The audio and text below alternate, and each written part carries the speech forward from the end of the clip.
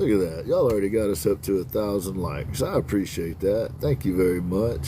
Very kind of you. We're about to get to the Ginn Project Show time here. He owns 4 restaurants and still don't know. Hey, man, sometimes it's like that. I've actually worked in the restaurant industry, so I can see how that's possible. I will sell them. I'll sell them. To get one of the, whatever ones go out to artists, when I get them back from the artist, or the artist might send it right on to the customer. But yeah, I'll be taking care of all of that. And then it'll be my cost plus whatever the artist cost is. And then when they sell, I'll send the artist their money. All right, Haley. There's Ash, man. Let's see if we can get Haley up here. Haley, give us a second to get organized. I know you're going to be excited. And let's see if we can find Chad Rev. He's usually fashionably late. What's up? What's going on, Ash? Are you ready? How are you doing? Stand by, Haley. Stand by. Doing good, man. Doing good. Look at that. There's our favorite whimsical little birdie. Folks are stopping in. Got rolling just, the normal 5 minutes or so early just to try to give things a chance to get balanced out. Uh-oh. Let me try that again. Maybe he canceled it or fell on his head or something. I don't know. Who knows? Alexa, Who knows what's shut up.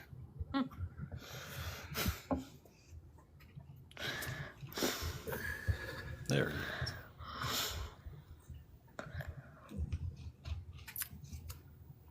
Hey, Chad.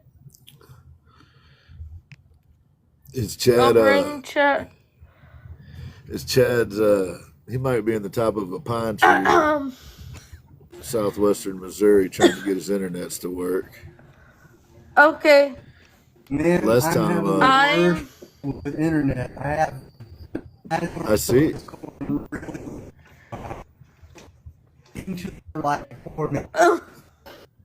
You're frozen, dude, and we can't understand what you're saying. Just he said he's having tell problems with his me internet. when. Hey, Haley Beth, I'll let you know, boo. Just stand by. We're trying to get Chad's stuff sorted out right now. I know you're excited, but you just gotta still frozen. Just gotta cool your jets for a minute. You're good. Now that's better, man. Am I good now? Well, you said. Man, I'm trying everything. Sort of good. You're all right. You're all right. Sort of good. All right. Yeah, you're sort of good. Don't move. Don't breathe. All right. Do you want to put a chair on the back porch? So you could just sit there like you're frozen, and we wouldn't know the difference. I can't. All right, Haley. Ready, set, go. Hi. Welcome to the Ginn Project Show. My name is Haley Beth of Haley Dot. I'm a diamond dot artist. Tonight's we do not know who the surprise guest is, but stay tuned. Take it away, Ginn. Thank you, Nice Haley. job. Good job. Ginn Haley. told I know me you to were fired up. we have an alien. I wanted to sound like an alien. You were Good fired job. up and ready to Excellent go, job. Haley. Good job, Haley. For those that don't know, Haley has a show on Fridays at 6 o'clock Eastern time. You'll catch a lot of us hanging out there. Haley, I better Haley get is a diamond dot artist and our friend. Thank you, Haley. Appreciate you. I'll go. Now, jump down in the basement and wreak havoc. Do what you do. She was fired up today, man. She was ready. Oh my. She was ready for the alien. So Oh, we got well, I brought a fellow alien with me. we got a flex schedule here today. I did not schedule a person to do the 10-minute spot because I had no idea what we were doing, and it might not make sense. One person might end up stepping all over the other person. So, any rate, we're gonna have a dose So they of gotta Ash deal with the three of us. and a dose of Chad Rev Art. Yes, and I know that Ashman has been doing some art. I've seen it. Now, I don't know if it's within arm's reach of him or not. It usually is. There's usually a piece or two laying around. But for those that don't know, hey, Unless he's MC, got for those T-Rex that don't arms. know, Ashman about 3 weeks ago started wood burning. And now he will be a professor at Louisiana State University teaching wood burning. Yes, most definitely. We now call him Dr. Burn.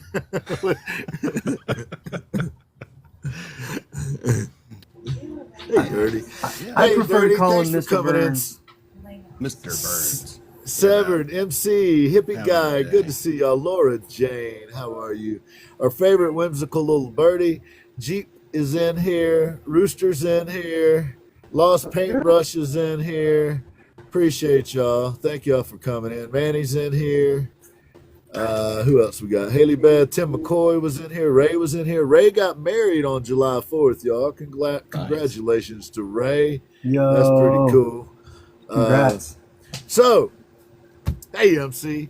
So, Ashman, dude, look, we've had a lot of conversations about kind of art and, you know, being willing to try new things and how sometimes artists will get kind of stagnant and they won't, you know, they'll kind of get stuck.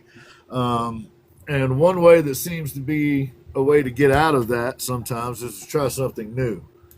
Now, you seem to me to be an expert in this subject because since I've known you, I've seen you buy an airbrush and go ahead and do that. I've seen you get a wood burning instrument and go ahead and do that. I've seen you do acrylics. I've seen you do oil paints. I've seen you use charcoal, pencils, some kind of computer program, something. What do you call that? iPad call, and I use an app called Procreate. Procreate. Yeah, it sounds like making babies, but that ain't what he's doing. I think it's close though. Vicky B, thank you for coming in, Vicky. It's good to see you. So you read are poems the other day. I missed. Yeah, I was that. just about to say you're also. How did I miss you reading poems? He's also a podcaster. Valena, how are you, Rachel? Good to see you. Thank you for stopping in. Anybody not familiar with Valena, go listen to their music. They're amazing. Hey, Drastic, good to see you. So, Ash, what is it that drives you to just continue to expand, I guess, your art realm? I think the biggest thing is I get bored, and I want to push myself to do more. And I feel like I only have a short amount of time here. You know, we all do, and I want to crack out as much as I can in many different ways. And the thing is, if I find that one thing, you know, that one thing that really sticks with me, you know, and I don't know if I will, you know, it's, yeah, ADHD for the unintentional win. Absolutely. Right on, Jess. Absolutely. That's what drives him is the Right ADHD Uber. Uber, yeah, no doubt. Hey, The Victoria. ADHD Uber. It is a ride. Hey, Boost. And I know Chad's It's as a same way as I ride. am. And I know somebody who, you know, who decided to just start making guitars. I mean, I think we all just kind of look around and go, what else can I do? You know, and look at in the chat. Look at how many people have different disciplines. And, Yes. you know, and they're great at it, and Well, that's amazing. let's talk about this other thing that you do also, though, Ash. You are, and I haven't said this publicly before because I don't want to Is this going to embarrass get you, us banned? but probably. But Okay, you okay. are an absolutely outstanding community member. I mean, you are like you're the guy. You're the guy that someone would want as a neighbor. You're that guy somebody would want to work with. I know that because I get to work with you, and it's a lot of fun, man. And I've gotten to work with some of the best on the planet in some of the fields that I've worked in, and you rank right among them, my brother. You are way up there. And the thing about it is you're so generous with it, man. You're always willing to share information. I always catch you having a little fun, having a laugh, and I happen to know that you even have a laugh on days that you're not necessarily feeling that good. I've seen you I've seen you have absolute shit days, and then come on alive and treat everybody as if everything was normal. You were doing your thing, and you were still that giving, kind guy. So I would say, whatever it is that drives you to excel in the art world, it drives you to excel as a human being as well. You seem to have some goals as a person, as an individual. I try, I try and treat people the way I hope they'll treat me, and sometimes it fails, but most of the time, people are receptive, people are open, people want to be kind, and I don't know, and now I'm with a great group of folks, and we all have that same mission, and That's you guys. and don't choke me up again, because Man, hey, for real, Ash, for real though, brother. My life is Challenge decidedly accepted. better because you're a part of it, and Chad's life is decidedly better because you're a part of it. That's a fact. I agree I'm not. I, 150%. I know there are people in the chat that feel the same way, but I see this connection, man, between this amazing art that you do, but also the person that you are. And it seems to me to make sense, right? This guy that is so thoughtful and in touch with the people around him, and it shows in the art that you create. But you also create jokes and funny moments, and you have puppets. You do voices. You write music. You play a guitar. got the candy. Guys, Ashman is a Renaissance man, y'all. I mean, this guy does a lot of stuff. He is one of those people that's getting the marrow I'm talking about. and I believe you when you say that you don't know how many days you got, man. So you're gonna do all the things you can do, brother. And I think it's amazing. And Yeah. yes, Eve, he's even good with candy. So I wanted to just take a couple minutes, man. If you got any of the, do you have any of the wood burnings nearby? I didn't want to put you on it, I didn't want to put you on blast. No. So, like 3 weeks ago, yeah, right? You got a wood burner 3 weeks ago. 3 weeks, y'all. Ashman, hit him with it.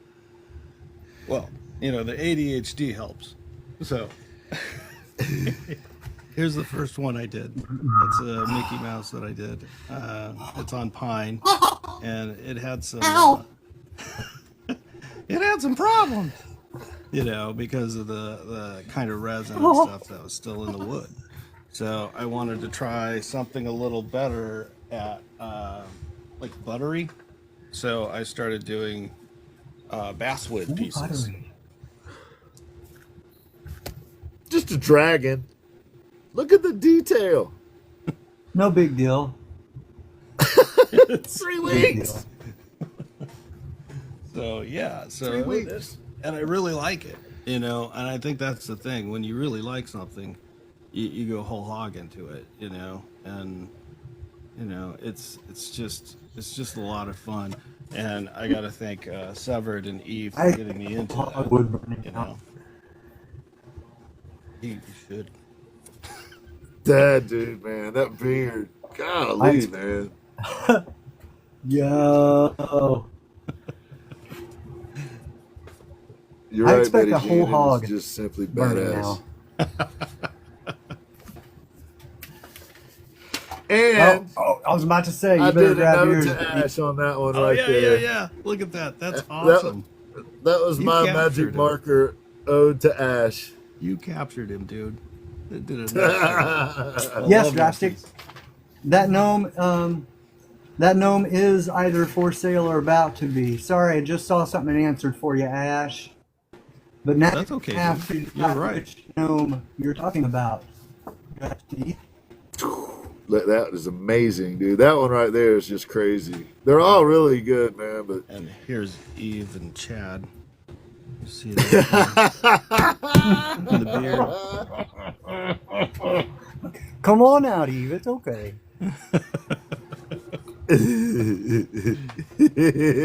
is one of my favorite ones that, like one of the little cartoon characters. Oh, I man, made. yeah. Yes. I love that little guy. He looks so chipper. yeah, Yes, Drastic. yeah, it he's is a a chat good one. gnome. Slow down, man. We're in no hurry. Chad ain't got Eve. shit to say anyway. With Eve living in my beard. I don't. I like that one. As soon as he starts talking, his shit will cut off anyway. Just kidding. You guys bro. think this is bad? You should see us on the Was the- Low Orbit Lounge. That app hates me. Oh man, I Check do not. that out, man. I don't That's think the crazy. dragon is a commission. None of them No, are. it's They not. all just he dreamed up and did it. Yeah. In fact, I was sitting there on the live with him on some of these occasions where he went, "Oh, I think I'll do this." Look at that. That's Is that, Sticky uh, Valley. What's his Yeah. name? Sticky O'Malley. Sticky. Yep. Sticky Fingers O'Malley. Mondo, what's up, brother? Hey, Mondo. Oh, speaking of Mondo, Mondo, what up, dude? I'm doing an art show with Mondo. Drastic said his wallet gonna take a hit. I went.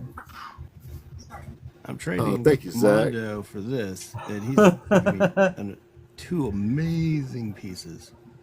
So I'm really excited about that. Yo, That's awesome, who man. did I can't that? wait for you to get Mondo's Zach, pieces. dude. Thank you. Thank you, Thank Zach. you, man. What up, Zach? Appreciate you, brother. And this guy. You can sit anywhere within reach. He's here. awesome too, man. Just sit on the I floor. It's got fine. one. Planning Thank you, a safe Zach. spot. It's not. It's not done too much. You'll be all right. It doesn't need to be too safe You yet. see this guy, I love that. Obviously, I love that one, man.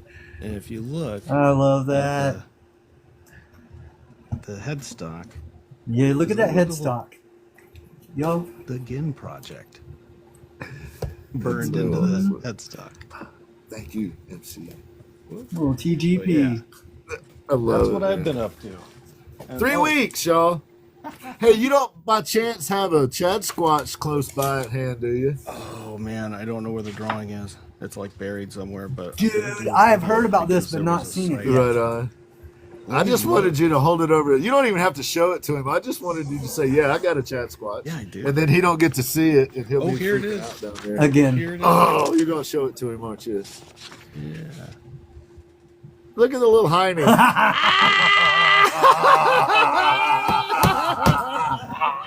That looks about right too. Wife, come here. Look at this. Hold that back up. My wife's got to see this. This is the Chad Squatch.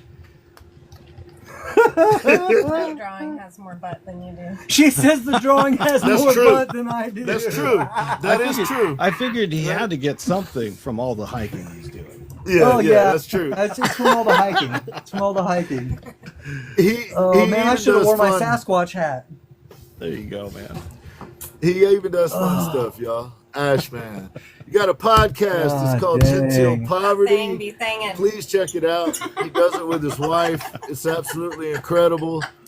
And he's, he wood burns, oil, acrylic, sculpts. He plays music. He writes. He does it all. So follow Ash, man. He's a musician We too. appreciate Left you, that out. He brother. plays a bunch of stuff.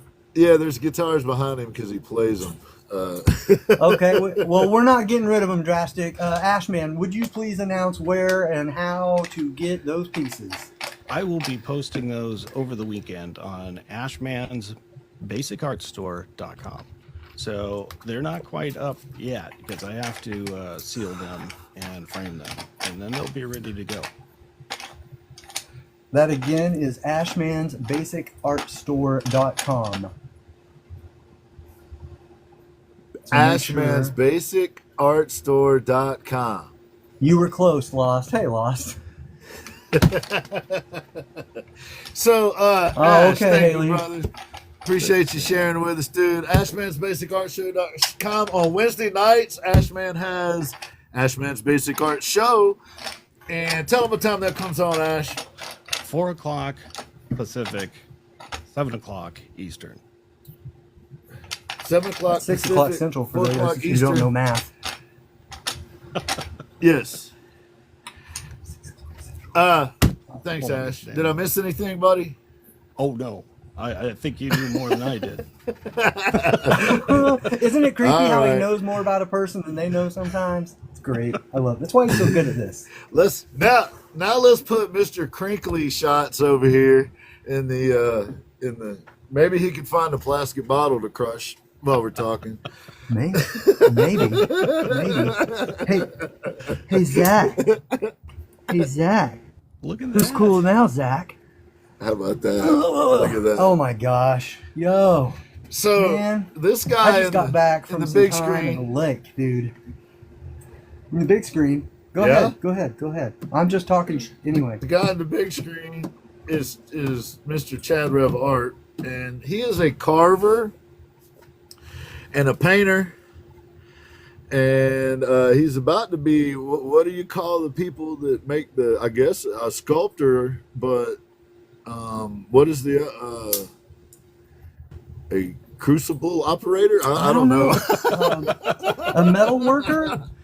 A metal worker? I don't know. A Yeah, metallurgist? I'm not sure, man. We're gonna have to I look don't that up. But he also is a musician, y'all.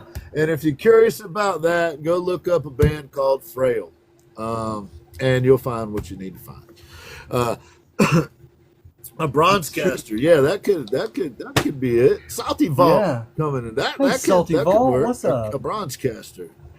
Good to see you, Salty. Yeah. Thank you for stopping through. Yeah. Good to see Speaking you, of Salty. amazing sculptors, Salty's a Mhm. dope sculptor. That's for sure. Yeah. You want me to put her also on the got spot? a fellow musician. You got Rachel. Say You want me again. to put her on the spot? You want me to put Salty on the spot? You guys want to see this? This will be fun. Hey, Salty. Do you want to be on next week?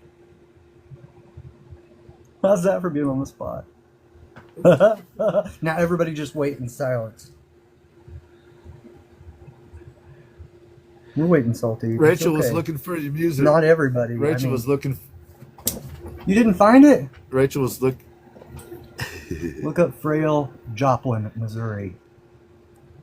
That'll help you. Or if you just do a search for Chad Yep. Rev, I'm sure you'll find me. Honestly, it's not that difficult. Or instead, Well, I don't know. just do a search for Valena, because they are There dope. you go. I'm not in that band, but they are dope. You know nothing. Drastic, you a liar. You are a liar. Drastic. Oh my gosh. You can't just call your boy a liar like that, man. Come on. Give him a little MC's bit heard of my cover. music. Give him a little Cool. bit. Give him a okay. There's Fib another up. musician, MC. You a fib. All right. Chad, let's. All right, Valena. Rachel said let's collab. Hell yes. Do it. Let's do it. I'm in. If he ain't in, I'll lay down. I'm in. I'll have him Yeah. there. You tell me where he needs to be, and I'll get him there. He's in. I'd love to throw down some vocals. I don't know, man. Faux You saw show. the donk on him. He can walk. He can walk. Hey, look. If I a can. if I a can. I've Chad got- Rev Art Valena collaboration comes out of this little impromptu Chad Rev Art bit, then Jack That'd is be metal girls awesome. in his That'd be sleep. incredible.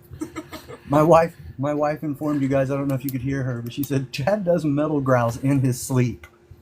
And I want you Well- guys to know it's been like 100 years since I've even been on stage, and I still do that shit in my sleep. You've done it the entire time I've been with you. I've done it the entire time I've been with her, so like 15 years. She's listened to me There's some in my trivia. sleep. well, Yeah, there you go. There you go. Delaney, that'd be cool. Well, as shit, Rachel- though. If I can do harmonies, screams, whatever you want, you just let me know. That'd be fun. That would be fun. So yeah, I haven't worked on art in a couple of days because I've been gone. But oh wow, there you go. Cool. Hey, since she's here, Hi. let's What's talk up, about it. Elena? What's up? Salty, you're in. She says, "Let's do it." There you go. All right. So- Salty, Next week, congrats. right Salty. here, Salty Vault Studio, gonna be on the Ginn Project.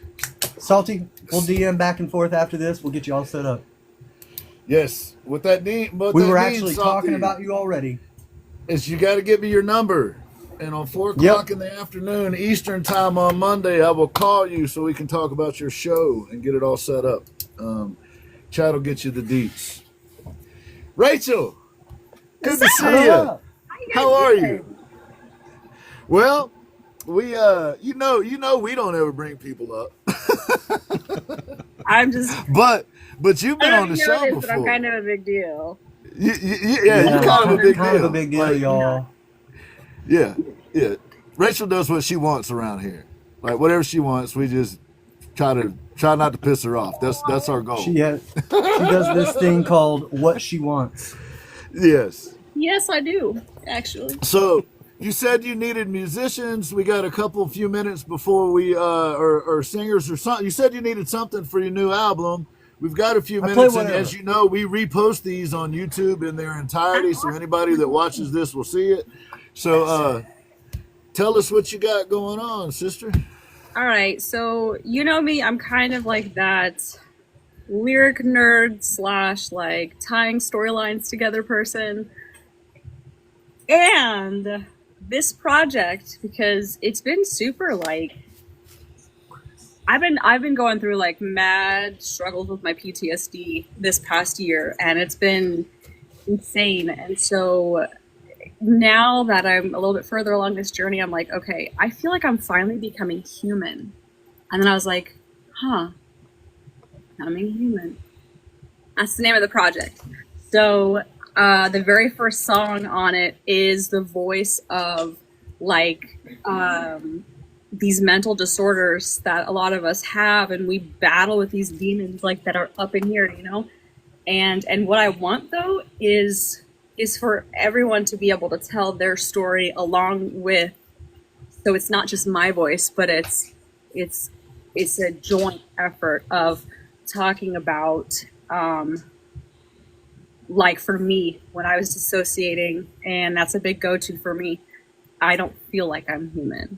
And so that's why this whole thing, it's like learning who you are, learning that you've got these things that you probably have to deal with inside, and showing people that it's good to share your voice, and sometimes there's a healing in it. So yeah, I want Right people, on. other people's stories to be included. Right on. no. That's amazing. Well, you know, Chad Rev Art can do all those things, and you may not know this, but Ashman fronted a band in his younger days. What? And he also you know, plays more rhythm type stuff from what I understand as well. So you got two guys down here that, if I could talk, you know, if I could talk them up a little bit, they might be cool guys to, you know, check out on that deal. I can't sing or any of that, so I'm no help. I'll sing or play whatever you want. Just let me know. For real though, like if you and I can tell you, I can share with you like some lyrics and stuff. Like I'm covering every single issue because I learned this year's the year that I learned what it means to have autonomy. That's nice. Yeah, Heard it's that. actually really, really hard because I don't want to make the decisions for myself, and I'm not used to it. So that's why, like, Sure. that's another, like, you know, if you want to look perspective of the whole becoming human thing, right? Who knew people could actually make decisions for themselves? I didn't know. Novel idea, huh? Yeah. Well, Rachel, thank you so much for coming up and talking to us. It is exactly the time that we bring our guest on. That worked out perfect. I guess we don't get to hear about Chad today. That's okay. Nobody get to it. It'll cares. be all right. Nobody cares. That's good. Y'all, So Chad, this is yeah, you gotta hit me up. Thanks, This guys. is Okay. Rachel from Valena. They got a new album she's working on called Becoming Human. But I would highly, highly, highly recommend that you go listen to their last drop. It is, listen, hey, here's the thing. She's got an amazing voice. There's a great band. And the subject matter is what's the dopest thing to me. Like, this lady has something to say, and it's real and it's raw, and I highly recommend you check it out. Absolutely. For real. Yeah. For real. Go check it out before I screw it all up. And if we could get Chad over there working with you, or Ash, that would be absolutely amazing. All right. I love it. Sounds I love good. it. Bye, guys. Bye. Thank you, Later. Rachel. Awesome of you to stop by. Appreciate you.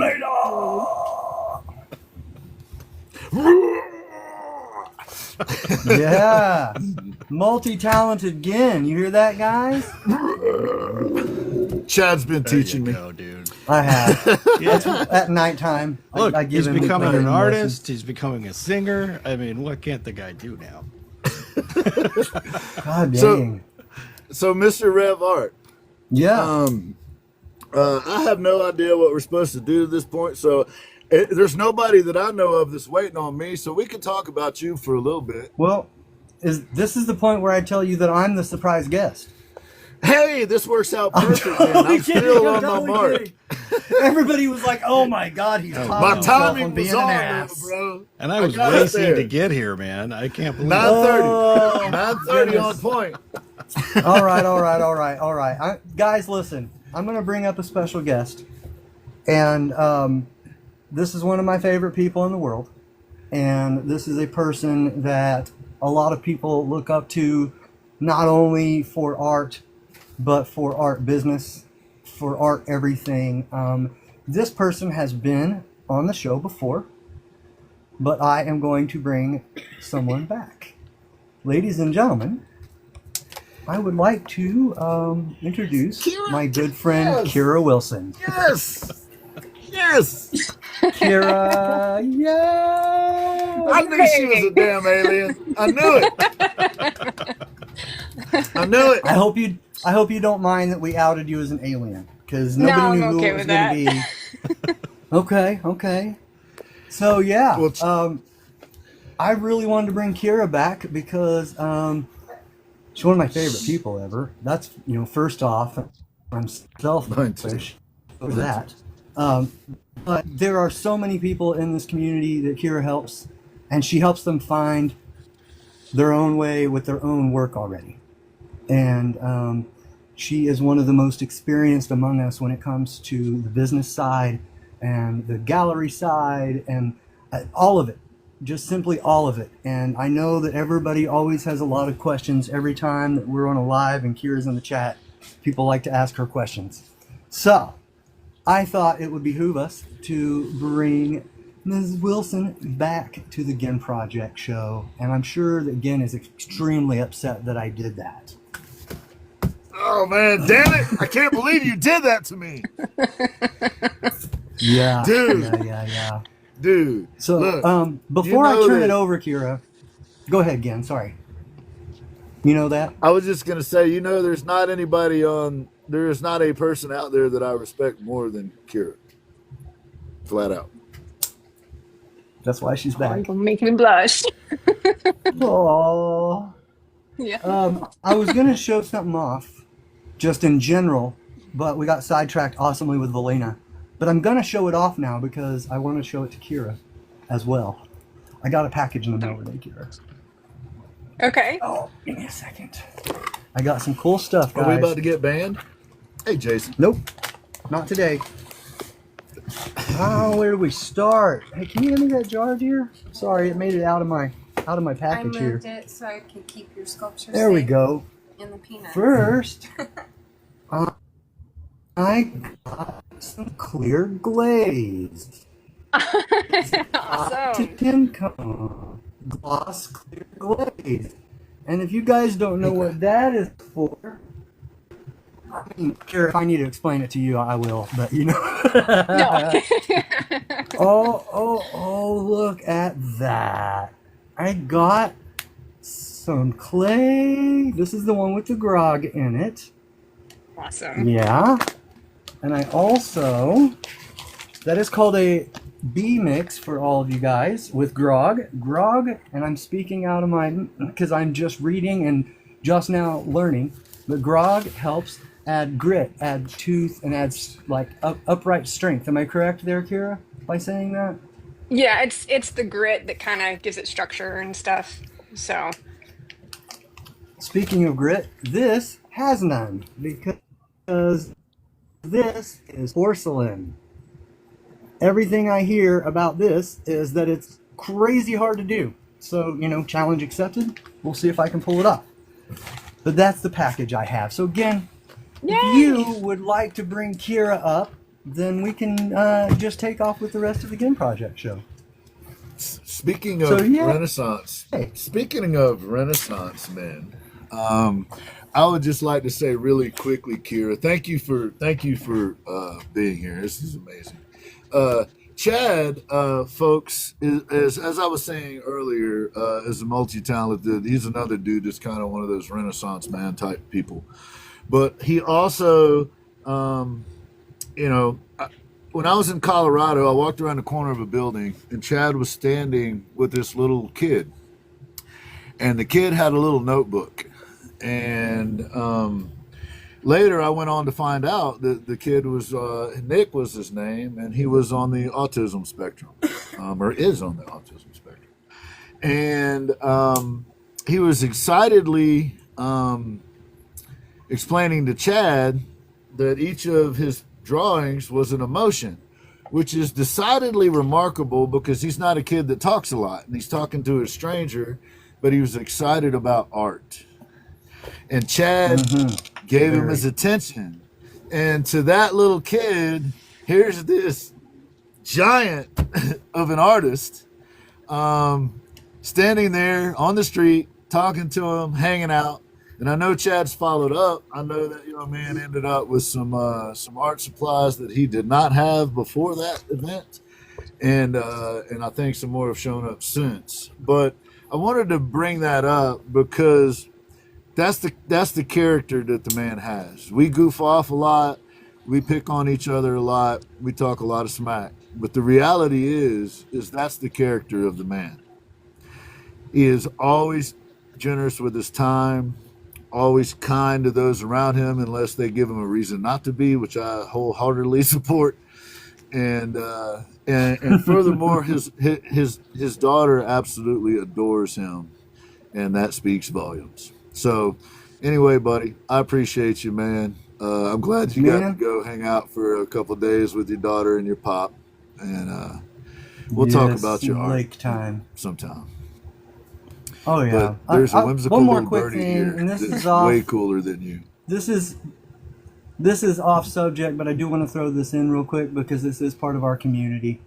The GoFundMe for Johnny Ray is up and running. She has started chemo as of yesterday. I talked to her yesterday. Guys, I would love to give you great news, but she's already sick. Like, that's the truth of it. She's already off work. She's already sick. I did give an update. If you guys go look at the GoFundMe, it's on my FB. I'll try to figure out how to put it on here, maybe my link tree. But if you guys could go check that out, I would greatly, greatly appreciate it with the entire fiber of my being. Probably remind you guys when we close out again, but go check out Johnny Ray's GoFundMe. Please. Thank you. Carry on, Is there a then, link to chaps. that in your is there a link to that in your link tree or anything? You gotta get that link so I can put it in my link tree. Yeah, I'm going to try to see if I can get it in my link tree. I will try it right after this show. But it is on my FB. And she would probably have it on hers. It's also on my IG. It's a lot of places. So please look that up. And hopefully I'll have it on that link tree tonight. Because I didn't realize I could do that until just right before the show. So, you know, our friend Johnny Ray is an amazing human, y'all, and she's in a fight for her life. and Yes, she is. in the days and weeks to come, a kind word or a patient bit of attention might go a long way. And I also want to say, Rebecca, it's so good to see you in here. I know Rebecca's had some difficult news here lately too. And Chad, Rebecca has always been super supportive of folks on here. She's one of the first people we ran into. Rebecca was the first one. Yeah. She was the first one on the Rebecca, GoFundMe. Right on. Rebecca, we love you. And Chris was on the show, an amazing musician, hell of a nice guy. So thank you all for coming in. Now, without further ado, this lady right here, look, I can do an introduction, and I haven't even written an introduction for her today. Chad, would you like to do her introduction, sir? No, I'd love you to do it because you always do a real big pre-interview, and you're going into this one blindly. So let's see how you do. Well, I can tell you a few things about Kyra. I can tell you, I've got notes on her anyway, so we'll be fine. I might chip in. It's all right. He's fine. So I had no idea who the guest was going to be. There is not a person that could have been on that I would be more excited about, actually, for a couple reasons. For one, on a personal level, Kyra has been so supportive of us and a lot of my friends and me personally. And I am super grateful for that because she does not have to do any of it. And then I also, and I could say a lot more about that, but I don't want to embarrass her just yet. Yet. But there is also this other component of selflessness that happens with Kyra. And there are artists in the chat, multiple artists in the chat. There are artists up here in boxes that have all been helped tremendously by the selfless efforts of Kyra. In fact, she doesn't like to take credit. She will send you a note privately and say, "Hey, quit talking about that shit. I don't want to hear it." So look, Kyra is humble. Her art is absolutely phenomenal. It's, that surrealistic whimsy that we always talk about. She's it. She epitomizes it. But the truth is that the most beautiful part of her art is her collaborations or associations with those around her. Kyra moves around in space and makes the people around her better. And there just aren't that many people on Earth that do that. But Kyra is one of those people. Sometimes it takes a concerted effort on her part and it burns a lot of energy and, let's say, resources personally. And then there are other times that she doesn't even realize she's doing it. There are other times when she helps people just because she's so damn knowledgeable that she'll say something that someone never thought of. And I've heard that story a bunch of times. Like, wow, I heard Kyra mention X, Y, or Z, and I never thought of that. And it really helped me. So the coolest thing about this artist is that she shares that knowledge. And by the way, there aren't very many artists that have a degree in business, and Kyra is also that person.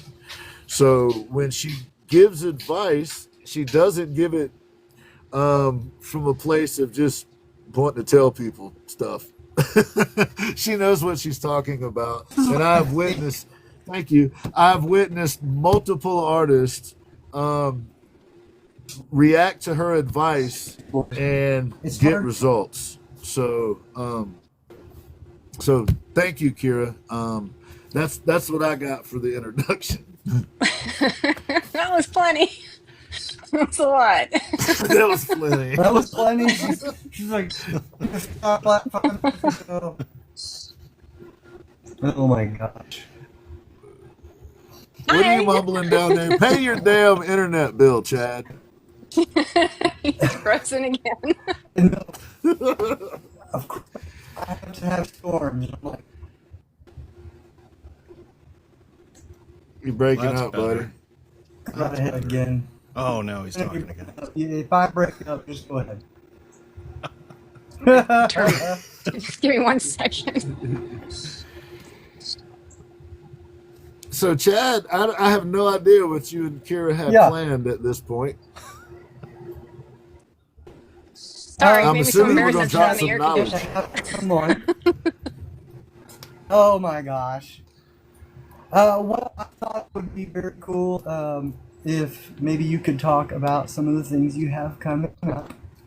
And I would like you to talk about your own little world that you've created. Because we can talk about business for other people, but I would like to hear about what you've been doing. Did you catch any of that? Okay, I did. You want me to talk about what's going on in my Okay. studio and stuff, I what I did, got happening? Yes? yeah, let's hear about you Um, before we get into anything else. okay, so for me, I've been changing directions pretty hard in my studio. It's been interesting because it's taken, so I've been feeling kind of bad about myself because I haven't created a lot of paintings this year. I've only done a few. Um, but I figured out that I've been putting a lot of energy into stopping momentum in one direction so that I can shift in the direction I want to go. So I finally realized it's like I'm going downhill or I'm like the Titanic, and it's like I have to stop in order to turn around, and that takes so much energy, and I never really thought about that before. But I've backed out of multiple gallery shows that I was in, group shows. I've backed out of some art groups and stuff that I participated in, and all these things are profitable for me. And I've backed out of some commission stuff. I've shut down commissions, mostly. So, but I had to halt everything so I could turn it. So what I'm doing is, in December of last year, I participated in a group show. The only requirement was that it had to be a small piece. It couldn't be, it had to be below an 8x10. It couldn't be as big as an 8x10. And it was called the Little Big Show. And I struggled over what I wanted to do. And I was like, oh, I should do this because that will sell, or I'm going to do this and do that. And finally, I was running out of time. And sometimes running up against a deadline is helpful. And so I was like, you know what? I've had it. It's the end of the year. I'm going to paint whatever the heck I want to paint. I'm just going to paint exactly what I want my studio to be. And that is where my wizard mouse came from. And I've been thinking about that since I did that. And I was like, that is what I want to do. I've been thinking about it for years. So why is it that it took me up against a deadline without a requirement to actually create the work I wanted to create? So I'm like, okay, I need to stop. I need to stop, even though it's so I went into the new year realizing I needed to shift my direction, but I had 7 commissions, big ones, lined up, and I had, all these shows and all these other commitments, and I had to stop everything. And that was hard because some of the commissions I actually had to finish, and I had to gracefully, at least I hope it was gracefully, back out of some gallery shows and Yeah. disappoint some people and stuff, and that's hard. And that takes a lot of mental energy too.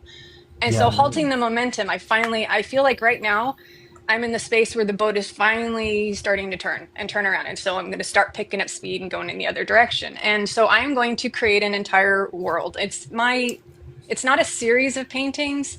I will have series within this world, but I have been building a whole world in my head for, honestly, probably my whole life.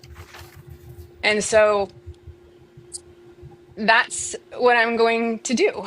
And so I backed out of everything, and including not making it to some gallery shows, but I was talking to a gallery owner and saying, this is what I'm doing with my work. This is what I'm going to do with my studio.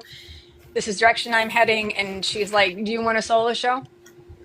And I went, yeah, that would be great, because that gives me an end goal for at least some of the paintings I'm going to create. And that Yeah. sort of frees up well, what am I going to do with everything? Well, I've got to market this. I've got to do all this other stuff. Now I don't have to. Now I have an end goal. And she was like, when do you want to do it? And I pushed it way out. And that was a good thing because it gives me time to develop it. And one of the interesting things about doing this is it's back to basics. So I can't even tell you how long it's been since I've used a sketchbook, because Yeah. it's just been like, sketch it on the canvas and go. But Yeah.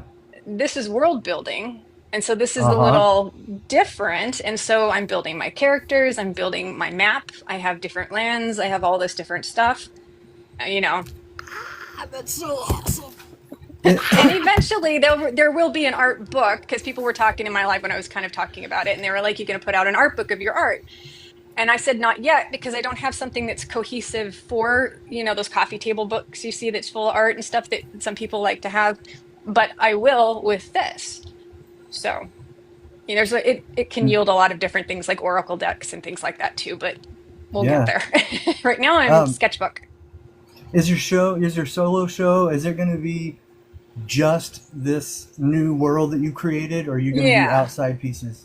No, Okay. it'll be a series within this world, but Sure. I have to decide. Fortunately, the gallery owner is great, and she's very supportive, and she still has right of veto and stuff. But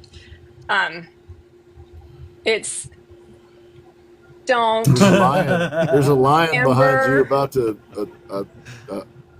She's also a lion tamer. Yeah, just in case y'all didn't know, that cat's like 100 yards in the background. She's my little one. She's only 11 and a half pounds. She's little. She's my petite princess. She's little. Oh, there she went. Don't what jump else on my head. For? Yeah. So anyway. Oh my gosh. Yeah. So the show, I still haven't even decided what it's going to be. I have areas that are like hobbits meet I don't know, Watership Down meets a couple other things. Yeah, there's some strife in the world too. It's not all, perfect, but there's stories, there's a whole world there. There's the bad guys, the good guys, the people in between, the morally gray ones. So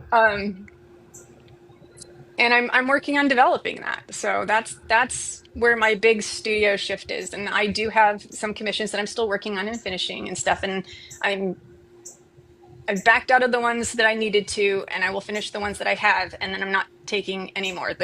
They're closed for the foreseeable future. So, and that's what's going on. That is what's going on. If you've got a Kyra Wilson painting, it just got even more valuable. Right?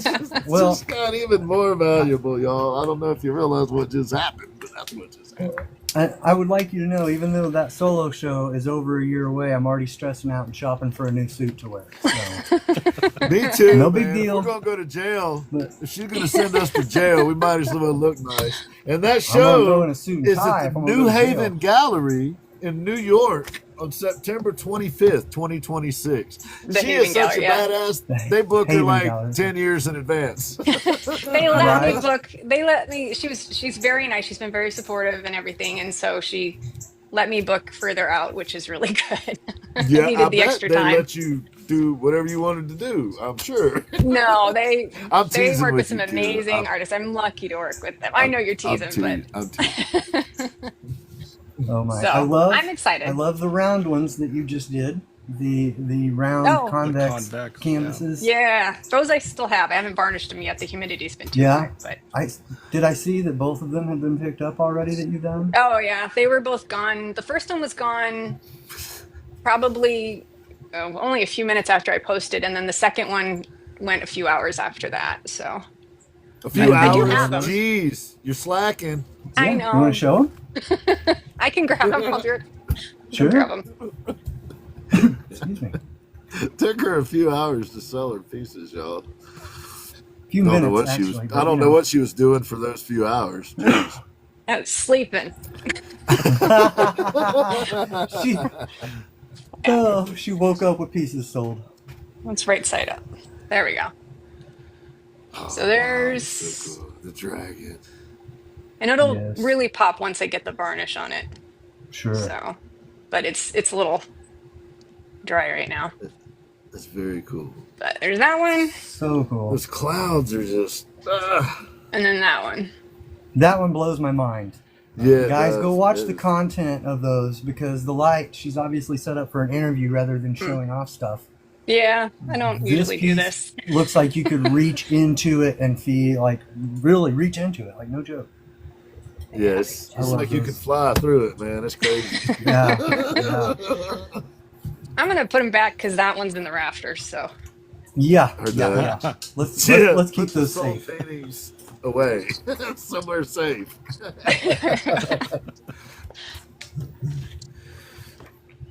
Sorry. Hello, everybody. Thank you for stopping in. We appreciate you being here. We are so fortunate to have Kyra Wilson-Art with us. Yes, absolutely. Oh my gosh. And I'm working on Fergus this week, so Ooh. I've been. I can move him. Hang on.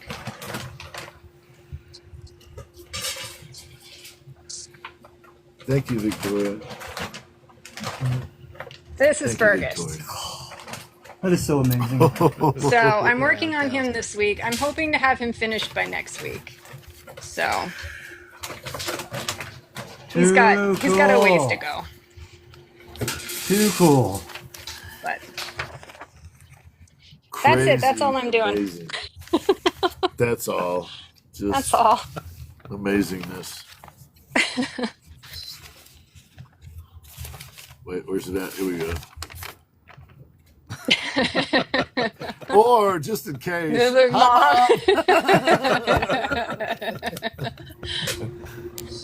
Oh my gosh.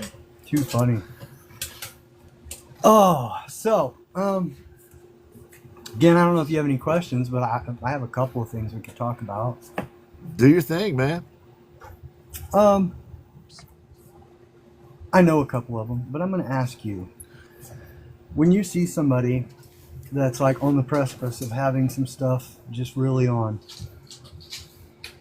what is usually the thing that is most missed? What would you think when you look at somebody's work as far as like business end and all that? Like you've helped me, you've helped a couple other folks. What would you think that is like the top, just something that people miss that they don't? I think it's different for everyone because the art path is different for everyone. So some people need to streamline all their stuff, and they're so good at doing so many different things, and they're kind of all over the place, and they kind of have had different, and Eve, yes, I'm talking about you, but you have different personas in different places and stuff like that, and you end up, girlfriend, come down. I don't know if you can hear her chirping and stuff, but sorry. If you get mauled by a lion during this show, we're going to get banned, okay? She listened. Listen. She's smart. She's this close to hotwiring my car. Now she's on the banister above you. Amber. She's this close to hotwiring my car, she said. The other night, we woke up out of a dead sleep. The lights are on, and my husband's like, what's going on? And I'm like, I don't know, I was sleeping. My cat had gotten the remote control to the ceiling fan had opened my drawer, pulled out the remote, turned off the fan, and turned on the light. This one. So I'm like, oh my God. So sorry. Anyway, so there's different things that people, depending on, okay, that's where she's supposed to be. Sorry. You're good. There's just different things that people are at different points in their own artistic development, their business development, and not every piece of art can be sold in the same channels. And a gallery, I know a lot of people are really impressed by galleries, but galleries are just a sales channel. And you don't necessarily need one. A lot of people don't. You can sell it yourself. You can sell it through art fairs or whatever. Everybody's art, it's going to be, your journey in the business side of it is going to be just different because of where you're located, what your customers look like, what the work is that you produce, how you produce it. So I think the biggest thing if I'm going to go really overshoot this, as far as everybody goes, probably the one thing that everybody misses, and maybe this is what you were aiming for, is that they don't understand how much money they've already put into the piece of work that they've made. So that's usually the first thing when I start to, and I'm not taking any clients, but I had a side business where I mentored clients on the business side of art. And the very first thing I would do was to take one of their pieces and say, tell me how much that cost. If you're going to redo it today, how much does that cost? I don't care if somebody donated the piece of wood to you, if you had to buy it yourself. You know, how much would this cost? And and they're like, oh well, the canvas or the piece of wood costs this much, and the paint is this much. And it's like, well, no, because you used brushes, you used light. You've got to figure out, your tools. Brushes wear down, you have to replace those. It's not a new Dremel tool every time you sculpt something, but the heads often need to be replaced, and there is a part Sure. of the cost of the big machine part that goes into it. There's you don't buy a whole new tube of paint per painting, but there's a portion of that cost that goes into it. So figuring out the Sure. overhead and the materials cost and everything else, and very frequently people will find that at the end they've set a price where they're actually paying somebody, excuse me, paying somebody to take their work. So Yeah. that's probably the easiest one. So Yeah. That one and the other one I was thinking is keeping the same like name and everything across all platforms. And that's something that I had to go back. I don't remember if you smacked my hand and was like, you need to fix that, or if I had already done that. But that is no, something I that yelled at you. that I had to do. She's like, no, I yelled at you about it. I remember. Nicely. Yes. Well, I was laughing a minute ago because you were like, I asked him, how much do you have into this? And I was like, how many times has she asked me that question and I didn't have an answer? One of these days I'll actually have an answer when you're like, well, how much do you have into it, Chad? And instead of going, I might actually have an answer. But I mean, the until upside then, is as you swim in this more frequently and stuff, you just get used to it. You can cost estimate stuff. But that's one of the things, that's why I keep clay stuff to the side of my business. Because when I'm working and I know how much paint I've used, I have an automatic calculation. I know how much that costs me. I know what this canvas is costing me. I know what this is costing me. I know what my electric bill is this month, right. And so that is fine for the business. I love that I get to do this for a living. This is amazing that that my work is something that sustains me. That's amazing. That's a huge goal. But Yeah.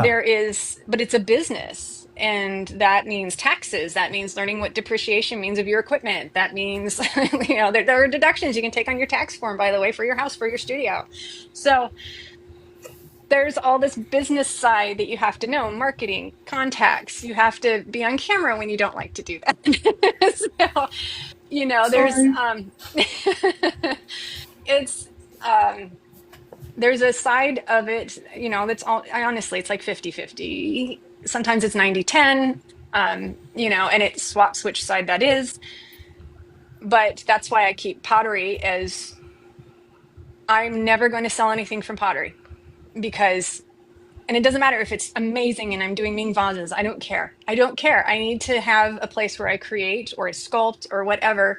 And there's no pressure with the business at all. I am going to make a mess and I can't screw it up and I can't fail. And that's great. I don't even have to show it to anybody.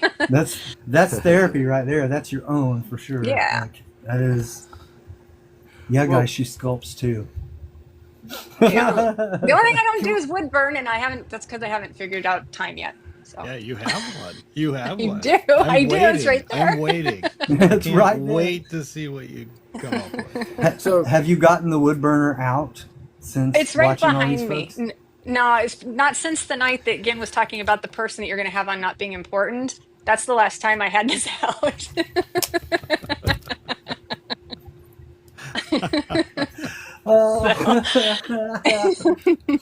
Oh, yeah. How those words taste, Ginn? How those words taste?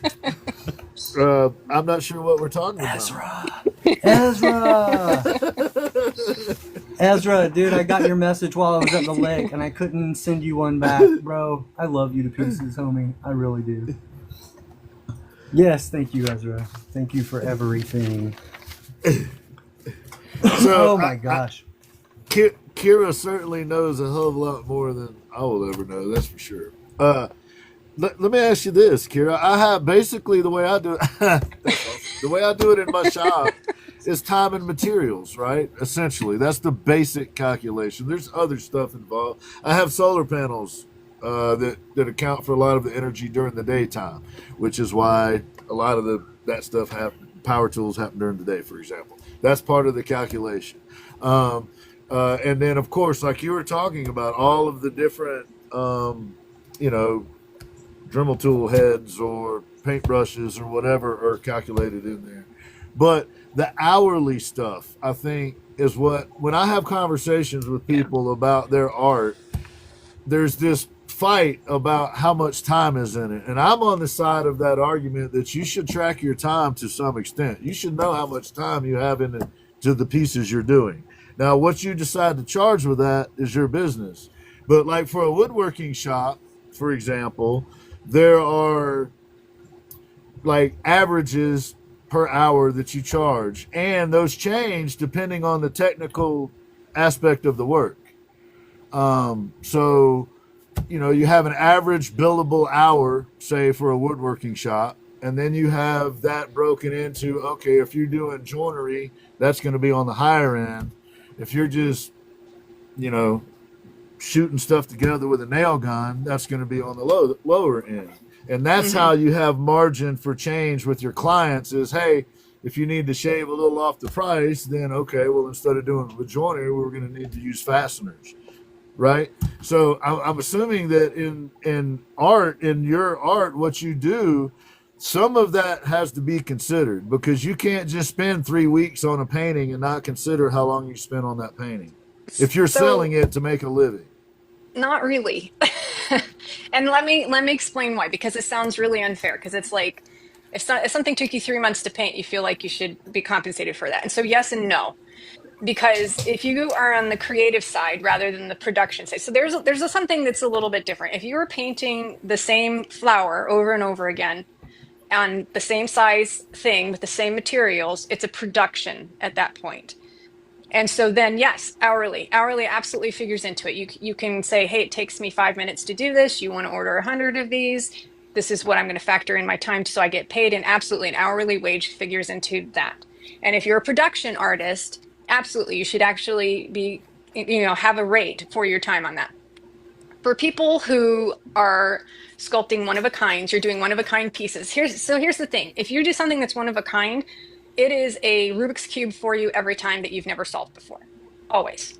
Always. Even if you are a portrait artist and you paint people constantly, every person is so unique and individual that it's like when I'm talking. It's just everybody is unique and individual. And so you have to solve that puzzle.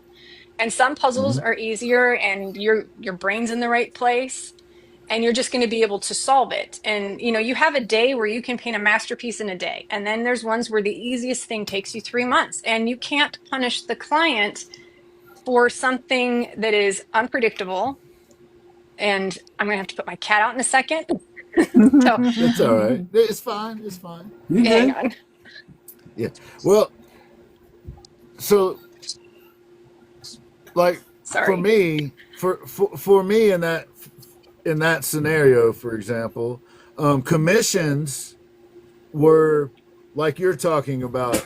They're a price, whatever they are, and whatever things I've got to do to figure out how to build it. I might have to build a mock-up of it, and I can't charge for that. I might have to do a bunch of other stuff that you really don't want to build a client for. It's just kind of factored in, like you're saying. That would be like over the years, historically speaking, for me doing like specific commissions. But the production work would be like charcuterie boards, stuff like that. Yeah. That, like you're saying, that you're going to replicate, which I don't do much production work, very little production work, but stuff that you're going to replicate. That makes it a lot easier if you just know, all right, if I make 10 of these, because a lot of that stuff you do in batches. So your time is minimized because you already have the tools out. You already have everything set up to do that particular thing. So it affects the cost of it. So I love the way you describe that. I absolutely. I was kind of filling in too while you were wrangling cats. Yeah, sorry. They're all out now. We're clear. Sorry. No worries at all. To be honest, I didn't realize she was up there to start, and then she had snuck it. She's kind of, sneaky, that one. But yeah, so most artists, they really want to get their time in because they are spending 40, 50, 60 hours a week. And it's, in order to make that count as like a full-time job, they, you can look at it and say, hey, I spent 80 hours doing this and I only got $1 an hour for it and stuff. And so there's a couple things. As a private business owner, you can hear it from people who run restaurants and stuff like that. You're not going to work 40 hours a week. You're not going to make what looks like minimum wage. It's just not going to happen when you're the owner. You're going to put in time that's just not compensated. And unfortunately, that is especially the case in the creative works. Until you're in one of those, the people are $1 million for your sculpture, which Chad's aiming for, I know. But, until you're there, it's just not going to, it's not feasible. And as much as it should be that way, it's just not creative. And the creativity, I mean, if you're thinking of it as from the buyer's perspective, I want to hire you to, sculpt this person for me, Chad. But you're like, okay, this is cool. It could be 10 hours. It could be 100. You good with that? I'm going to charge this rate. And it's like, wait, what? So it could be, it could be $1,000 or it could be $100,000. What are we That's talking exactly here? what I do. Yeah. The baptismal that I did took 3 months. I gave them a price. I told them it could take me a month. It could take me 3 months. It could take me 6 months. But you give them a locked-in price. Nope. I'll calculate time and materials. I'll give you an estimate, and it'll be within about 10%. And that's how I've operated for 15 years. And I think if you could estimate it on the, like Chad's sculpting and stuff like that, that would be fine. But on the other hand, when he creates something just absolutely freaking brilliant, but it took him an afternoon, should he be shorted on that cost? No. Right. So it's more about, so you have to look at what do buyers understand, and then you have to look at the process. And so in most cases, buyers relate to size. So I'm obviously a painter, so I'm going to talk about painting stuff. If it's 5x7 and 8x10, 16x20, generally you price by size. I know some artists will charge by square inch. It's like anything you want to do, but I'm going to charge you this much per square inch. I don't like that because there are different levels of investment in different pieces regardless of size. So but at the same time, you don't want to charge like $800 for a little 5x7 that's just a daisy and nothing else to it. And then there's a 5x7 that's a full-on portrait of somebody. There's a different level of technique, investment, time, that kind of thing. And so I actually have multiple series that I charge less for. Those dragons are much less than I would charge for a piece like that's going to be in my new series. Those are $300. That's super cheap for my studio. But if that was one of the pieces that was in the gallery, those things are going to be $2,000. So, but they wouldn't look like that either. Sure. Right. There's a different level of, there would be so much detail and so much going on. And so it's kind of like the difference for people that are building things like I do, or in some instances, Chad,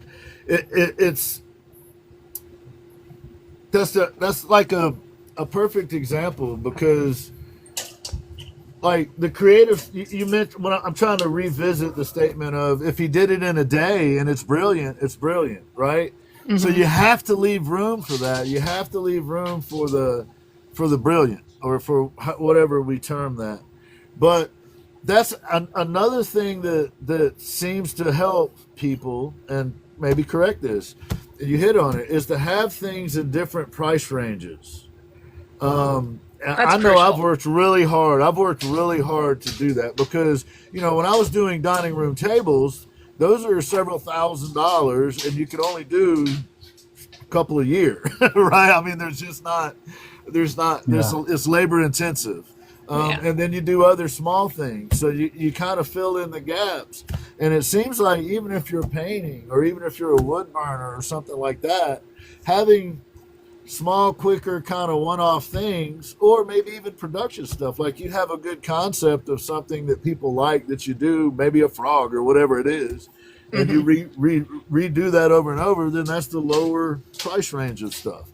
The one-off individual pieces like the one I have from Chad, there's not another one, and he doesn't do prints, so that one would be pretty valuable.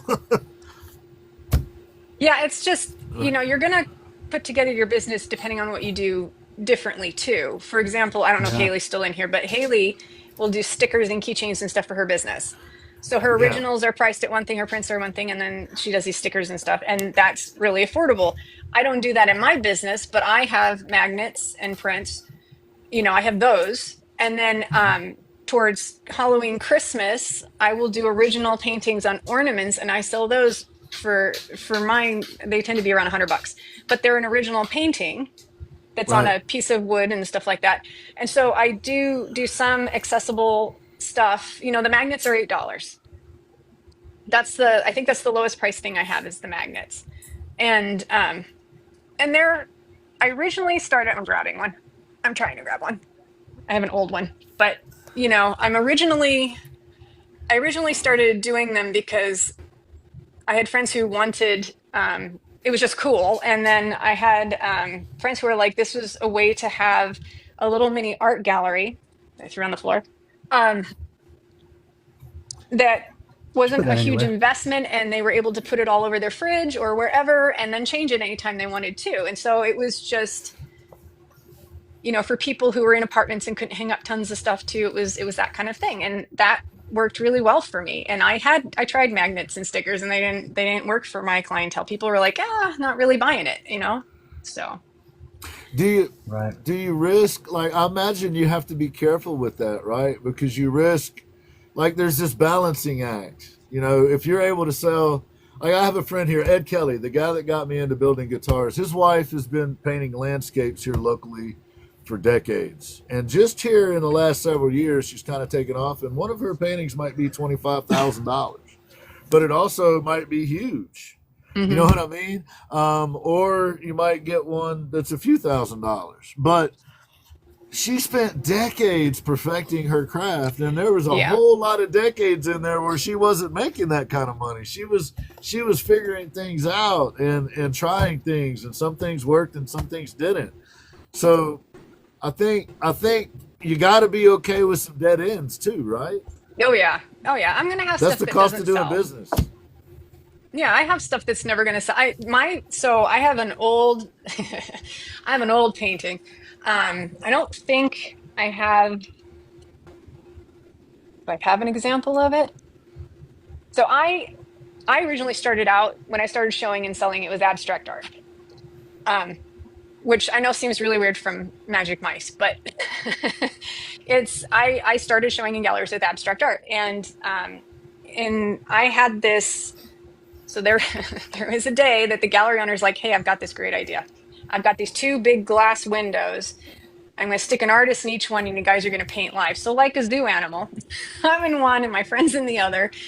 And I'm like, I don't even know what to do. It's hot in here, and this is weird. People are looking at me. And I just did this purple canvas, and then with white and purple paint, I just did a lot of swirls in this sort of growth woman looking at a moon. And I can show it to you. I'll find it. But another time. It would take me too long on this. And I was like, cool, people seem to like that. And I put the painting up for sale. I think it was like $150 or something. Nobody bought it. But it was my best-selling print until my green fox. I made thousands of dollars off of the prints, the magnets, thousands off of a painting that never sold. I still have it. Never sold. That's amazing. So that's amazing. You don't know what's going to hit and how it hits. Here's the thing. No, the person who liked it, there were a lot of people who liked it in person, but they didn't have $150. But that painting as a print, I actually saw, it was interesting. When we moved back here, I was looking on Zillow at different houses and stuff, trying to find a place to live. And I found a couple of houses with my prints on the wall and with that one on there. And I'm like, awesome. I know that. That's so cool. So you create an accessibility with your art as well. No matter what industry you're in, you have to, again, it's all unique to you. It's how some people are going to want just the originals. I do, a lot of my business is original sales. Big portion of my business is original sales. Do you do like a I don't want to do it price? Like I was talking earlier about the baptismal, and then I just gave them a number, and then I promised to be within 10%. Or I gave them an estimate within 10%. No, and I'll tell you why. Because he took you up on it, right? Well, I was perfectly happy. I wanted to do it. I wanted to do it. But Yeah. I did give them a I don't want to do it price. So I only did that once. I tried that once and they took me up on it. And then it was the hardest painting I've ever completed in my life. And I won't say what it is because if it were ever to get back to the person, it would break their heart and I would feel so bad. It was hard for Right, me right. Of personally because course. artistically my style had moved on. I got you. And it was so hard. It took me honestly, I did move in the middle of it, but it was like 18 months. It was Oh crazy. wow. But they were like, I want this. I have 16 of your paintings. It's the final piece. I commissioned you and all this. And I was like, okay. So, and I'm glad I did, but no.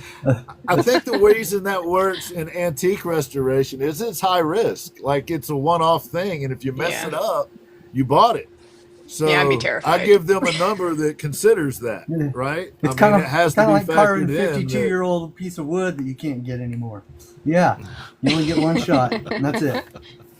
Right, right. So I think that's some of that plays into it too. Like on the antique side, or restoring stuff, or repairing somebody's musical instrument that they used to tour with. That's a little higher risk because if you mess it up, you're messing with somebody's living. Yeah. So that's for me. That's a different price category. If that's the stakes, then that has to be considered in the bottom line. You got to pay for Yeah. that gamble. Yeah, Yeah. yeah. I mean that's sure. and that's unique to you and your industry and stuff. But so and that's probably the best illustration of each one of the creative endeavors that every person is going to have unique characteristics to it, different boundaries and things that they're going to have to work within. And Right. that's why you can look at somebody's art business and be inspired by it, but don't copy it. There might be tips that you can take, but just because it worked for them doesn't mean it's going to work for you. And the 100%. weirdest thing, it might be something from the music business that's like, oh, I can do that. I can make that work or something. Inspiration can come from the weirdest places. And finding the right niche, I know somebody who was doing their art and they were talking to restaurant owners and the owners was like, yeah, I wish I could find paintings of food and stuff in this area. I would, and that became her thing. And she did that. And then other restaurants contacted her and she was doing murals and all sorts of things. And that just became her whole living. And that you never know Wow. where you're going to hit the right mark. And Right. she's, and that makes her very happy with that too. There's a balance too. Is this what you want to do? Because there's going to be a lot of opportunities as people who are creative. People are going to approach you and say, is this possible? And a creative person is going, well, anything's possible. And they start Right? thinking about Yeah. how they're going to do it. But it's not Mm-hmm. whether or not you can, it's should you and would you be happy if you did? And Right that's, I on. think, something else creators forget. So, Yes. Yes. Yes. That. Yes. which is why I had to That. turn my own boat around. So, because I was doing, and I Well, loved working for everybody and doing all the different things, but it was like, this isn't exactly what I want to do. So, you hit on something too, and let's make sure we get Ash in there. You're so interesting. I love talking to you though. I have a stack right behind the camera here of about half a dozen guitar necks in various stages of done, and they're useless as far as for a guitar. Because in woodworking, as you take material away, sometimes you find flaws within the wood that make it unusable, like for whatever, and then usually it gets used for something else, just some other purpose. Um, but for me, there is a big portion of what I do that ends up not turning into what it started out as, right? Like there is a high percentage of loss and the materials that I work with and kind of the way that I do things. And I had to learn that. I had to learn that not to be frustrated by the fact that, that's part of the process. And sometimes you will work out a whole concept and then it just doesn't work. It just isn't, it's not what people want. It isn't. but you learned from it. Yes. Oh yeah. And Oh, sometimes absolutely. the But you gotta process be isn't willing the to end. fail. Well, that's the way we get better. And every failure, you learn something, you change something about how you did, you considered the situation, you have grown. If you did everything perfect, there'd be nothing for you to grow into. There'd be nothing for you to do. There'd be nothing to chase. You'd be bored out of your mind. Why would you do this anymore? You know, we're not supposed to be getting it right perfectly. Our paintings are supposed to have flaws. Not only are they supposed to have flaws because you learned something, they're supposed to have flaws because that is almost like a fingerprint to you personally. And if anybody's looking close enough, then they catch it too. So That you're it's, pushing yourself, right? Like yeah, to Yes. me, to me, Yes. you got to push yourself, and that's how you get better. And with that endeavor comes failures. Comes like yeah. I've seen Ash make stuff, and he really didn't like it. Like I think of a certain character that Chad really likes, Frankenstein, that he made, and we started talking in terms of Forrest Gump, that piece. But he can't stand it. So like he'll bring it out, he'll work on a little while, then he'll put it away. Like there's just some things you're not feeling, right? Right. But like you said, I imagine there's a learning curve there, right? Right, Ash? I mean, Oh yeah, absolutely. And yeah, it's one of those things that a love-hate relationship with your painting. And you learned quite a bit from it, but at the same time you don't want to look at it again. Yeah. Yeah, I have paintings I never want to see again, and they didn't sell. And I'm like, they're in the back of the attic then, Yeah. or they're going to the burn pile. And my husband's like, we're not going to burn your stuff. I'm like, yes, we are. I've got a oh, I'm closet. with your I've got a husband. closet. Heartbroken, man. Yeah, but I saw some stuff wanting to try here. It's cool stuff. Are we in Alien A's now, Really or cool stuff. what? I guess. Madness. I don't know if you guys hear me or not. So, Can you hear you? Yeah. it's cool. Yeah, now we can hear you. I saw it really cool. It's probably really profound too. Yeah. It's funny you were talking about riding your ship to a different path. And there was a moment I had, and I think I've told Ginn this. I did a lot of commission work. And one of the things I did was a New Kids on the Block painting. Yeah. And I was painting it, and I just felt like I just sold my soul. So I finished it as fast as I could. It was good. I just never wanted to do that again. And Yeah. then I went the other direction and started doing what I wanted to do rather than the New Kids on the Block again. I couldn't do that again. So I totally understand that. And it is a scary endeavor at first because you're comfortable, you're making money, you're doing what you need to do as an artist, and then you're like, nope. You go Yep, the other slamming way. on the brakes. Yeah, it's a I mean, weird I'm very feeling. lucky. Yeah, I'm lucky that I'm turning this boat and somebody's there to meet me at the dock. Because, I mean, I'm the reality is that my art has grown in this direction, so it's not a total shock. You know, I put that mouse wizard up and he sold before. So the gallery does pre-sales with clients and stuff. They're on the rosters and everything. And so they send out a pre-sale informational kind of thing and they can buy early if they want. And it was bought in pre-sale. And, you know, so but it still made it to the show and they promoted it. And then other people were inquiring about it. And the gallery owner even contacted me and said, do you have any others? Because we're getting a lot of, you know, people are interested. They'd like to buy one. They're very interested in you. If you have one, can you send it to me? Because, you know, I can sell it right now. And it's like, I don't have anything because it was my new direction. So I'm like, but I will. So, but it's, I know that feeling. so, but it was my, it is it's something I was already growing into. I was already doing. I've been building this world my whole life. And so the way that my art has kind of evolved over time, it's not a shock. My customers will be able to go with me because it makes sense. And actually people are very interested in it. The feedback, the sales, everything, people are very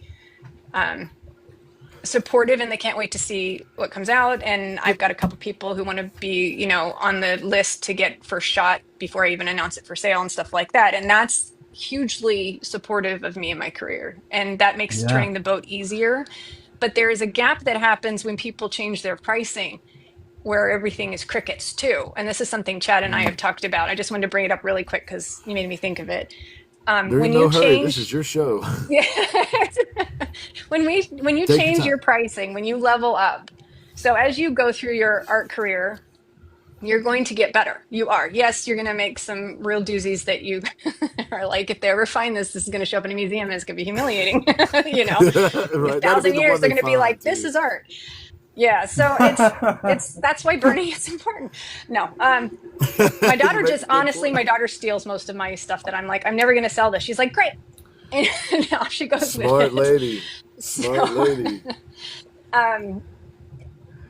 There, you will grow, you will get better, you will level up, you will increase your clients, and then they'll shrink again and stuff like that. You'll have this ebb and flow. It's like a living thing with your clients as well. Your business, if you're working with businesses as well, it's all that way. And there will always come a time where you have to increase your prices, and for myriad reasons. The cost of goods have gone up, and that's something we've all been facing. And, I'm not getting political, but I am going to say that the cost of goods changing has changed the way how much we can do business at. And we are operating as creatives on a very thin margin for most of us. Maybe if you're Anish Kapoor, you're fine, but everybody else is operating on a really thin margin. And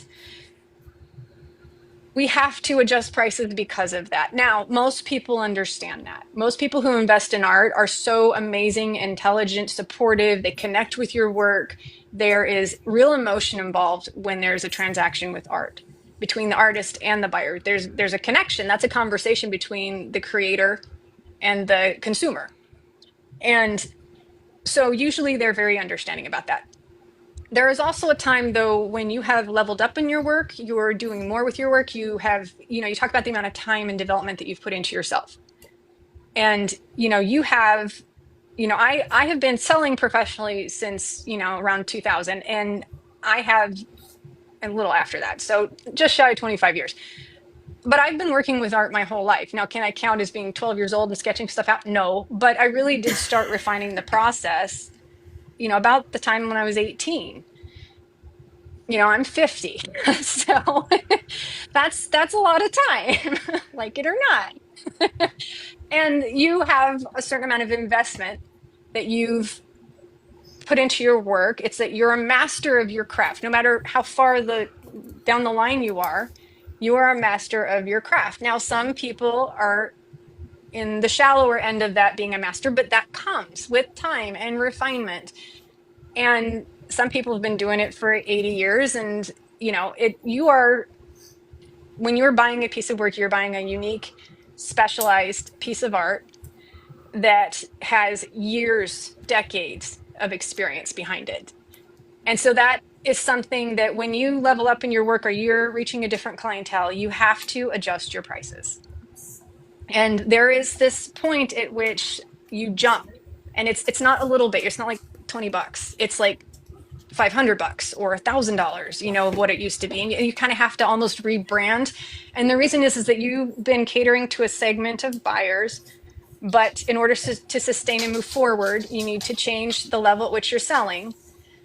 And that will somewhat exclude a lot of these buyers down here. Some of them will come with you because they're willing to invest that in you, but most of them will probably have to change. And this is just natural in business, no matter if you're selling watches, if you're selling, houses or whatever. If you change things in the price bracket that you're selling and you change the demographic that you're selling to. And when you first start that, it gets real quiet. It's, it's kind of crickets for a minute, and it's like, oh, I've messed up. I've done something wrong.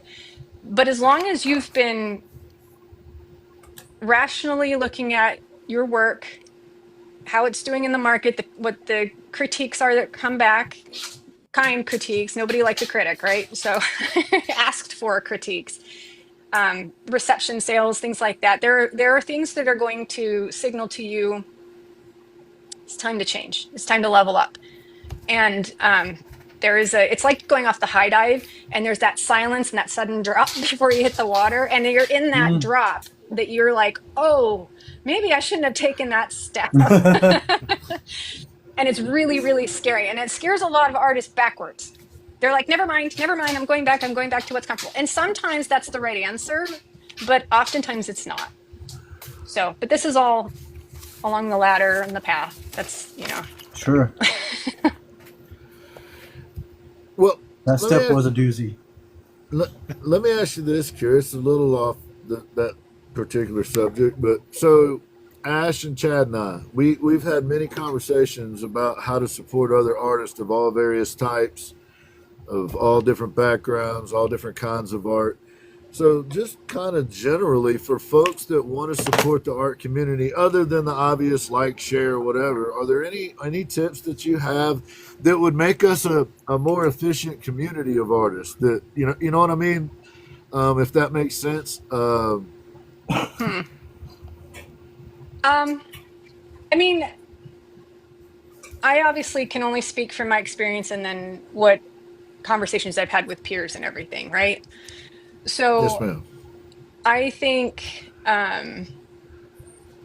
for me personally, and I think it's a universal pretty much thing for most of us, we're the weird ones. We're the ones that are an acquired taste. We've been told to hush. We've been told to shut up. We've been told that we make people uncomfortable. Our joy makes people uncomfortable. Our frustration makes people uncomfortable. We process emotions a little differently than other people. We tend to be more sensitive maybe than your standard person, maybe oversensitive. We've been called that a lot. I mean, my mom used to say, you've got to let stuff roll off your back like water off a duck's back. Oh my God, if I heard that. Oh. And Yeah. we are, and it's become, especially on TikTok, there's so many people talking about how isolated in our own worlds and feelings and how rejected we are from the normal spaces. And not like we're being shunned, but it's just we make people uncomfortable. And so that's one of the things that I really like about TikTok or just technology in general. I have other groups that I get together with artist peers too. And it's like, I can breathe. I don't have to act like I'm normal because I'm not. I look at clouds and I'm thinking, about fairies and butterflies and dragons darting through the clouds, and they're like, might rain. I'm like, oh, okay, yeah, it might, That too, I guess. It's like, hey, did you see that? The way the sunbeams were doing this and that? Yeah. So there was this fly, and I'm like, okay, I'm in a different place. My dad used to talk about, he would take me places. So my parents lived in England for a little while, and I went out to visit them, and he took me to Westminster Abbey. And it was just him. My mom is handicapped. She has severe MS, so she stayed back. And we went home, and my dad is like, my neck is killing me. He said, I've never looked up so much in my entire life, because I was pointing out all this stuff. My dad had been there like 10 times, and he saw stuff he'd never seen before. And I also saw, there's this crypt, this sculpture called, it's the Nightingale tomb. And there's this Grim Reaper coming out, and there's this guy trying to protect his love from the Grim Reaper in this sphere. It's really cool. You can look it up online, but I saw it in person. I had never heard about it or anything. And I saw it, and one of the gentlemen working there was like, do you really want to see it? And brought me like behind the scenes to really check it out. And my dad was like, I can't believe we did that, and his neck hurt from looking up and all this stuff. And we're going to experience this spaces a little different than the average person, and Yeah. whether that makes us wrong or right, I don't think that matters. It just makes us different. And since the normal stream is to do it a certain way, and we tend not to, or have to try really hard to do it this way, we're always tired. So creating a space that we can breathe is invaluable. And being supportive of us being a little off is kind of nice too. So. We're all off. That's true. And I like it. I wouldn't have it any other way. Right. But the likes, the shares, the saying hello to people, that actually does matter, because that's part of that. That is, right. I'm wordy. And it's having people who actually want to come into my life and say hello to me means a lot. you know, and I think most creatives, as shy as we are, and I know it doesn't seem like it from here, but I am hella shy. It is, Yeah, it's very hard for me to be on camera. It is hard for me to be in public. I don't leave my house hardly ever. I think that's a lot of us, you know. yeah, Yeah. oh We yeah, come on Yeah. here and Yeah. we kind of open yeah, up. But yeah. yeah, you catch us outside. Well, No, sorry. No. over Yeah. time we've become comfortable with each other. I think Oh, that yeah. helps Yeah. for me anyway. Yeah. I shouldn't speak for y'all, but I am comfortable with certain people. Y'all are among them, obviously. Y'all are the key ones, but yeah, I very much fits me too, man. Yeah, it's hard to it is hard to be different. And if you're a creative at all, you're different, because if you were making what everybody else was making, you wouldn't be all that creative. So being creative by its own definition means that you're doing something that nobody else is, or most people aren't, you know, and it's Right. definitely in a way that nobody else is, because you have a unique vision. As much as there are, 8 billion people on the planet and somebody's going to do something that is similar to yours, or there's somebody who looks like you or whatever, you're still 100% unique. You are the magical stardust that is you. And that's your biggest selling point too. No matter what art you are doing, if you want to sell it, you're not making whatever it is you're making. It is a original by you first before it is the item of whatever it is. That's crucial. Right on. Right on. So, Yeah. and yeah, so That's a good as point. far as a supportive community that allows us, that it is tolerant of us, I guess that's the best thing. It is tolerant of us. That's the best way to put it, because we're Yeah. different than each other. We're Oh going to yeah. process Oh yeah. things, Yeah. hear things differently, see things differently, and that allows our creative mind to open up and explore and grow. That allows for growth. We're very contained when we're in public. We have to behave. We can't can't be like, look, a butterfly, and then everybody's like, shut up, we're Weirdo. yeah. So having having a space that is tolerant of us being a little bit different, seeing the world a little different, and appreciate that is worth more than anything. So, Right on. and I think you do a good job of creating that space too. You guys all do your show here that you let some of us sneak onto. So, By surprise guests. yeah. Well, there's you're right. There's this uniqueness to each individual person, and Chad and I and Ash and I have been able to kind of use that interplay. Actually, like Chad covers areas that I don't, as far as his audience. Just as an example, Ashman has, we all have an overlapping audience, but we all have a subset within that are kind of maybe not, some of Chad's folks aren't necessarily into what I do or whatever, and some of, vice versa or whatever. But I would argue that cooperative nature exists because, like, I hear you give advice to people. You made a key point earlier. It's almost always when you're asked. You very seldom give unsolicited advice. And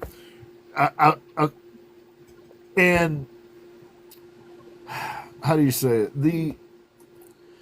The fact that everybody gives each other space to be themselves and is okay with that, and the fact that they are receptive to advice, but when they choose to criticize somebody, it's usually a constructive type of criticism. I know that Chad is really good at that. For example, if he does have to make a correction, he's really good at making that in a constructive way. And I think that's another thing, that the artist community has high incidence rates of poverty, high incidence rates of mental health issues, high incidence rates of a lot of those things. In fact, there are a lot of people that are artists because they've been through some trauma in their life, and art is how they release that trauma. So for us to be supportive of each other, I would argue, is even more crucial in that setting with that population of people. Now, that doesn't mean we can't have boundaries. We all got to have our own boundaries. That's what keeps us sane. And that's where a lot of people get upset, is because they don't want to accept that my boundaries are different than Chad's boundaries, or Ash's boundaries are different than my boundary, or whatever. You know what I mean? That sometimes I think is where it gets lost in translation. What do you think, fellas? Or did that make any sense? No, it makes total sense to me. Yeah. I also think it's really important in some people that are new to the artist communities, especially if they've been working on their own for a long time, especially if they're coming from a place of trauma and stuff like that. You need to remember that we're not competing with each other. And so if you have an adversarial setup in your community, then you don't really have a community. And I don't mean like, hey, we can't compete with each other. No, that's not what I'm saying. What I'm saying is what I said about us being different, about us being unique. It means nobody can directly compete with you because they aren't you. You know, if we're both painting an apple, my apple's going to be different than yours, and yours is by you and mine is by me, and that is going to create a different art community that by our community. And it's important to remember too, and I've said this, you know, this is my drum that I beat on my little soapbox, that every time an artist does well, sells something, it is okay. So it is okay to have a little bit of, I wish that was me. But right with it should be, I'm so glad that happened to them. I would never take that away from them. I'm so happy for them.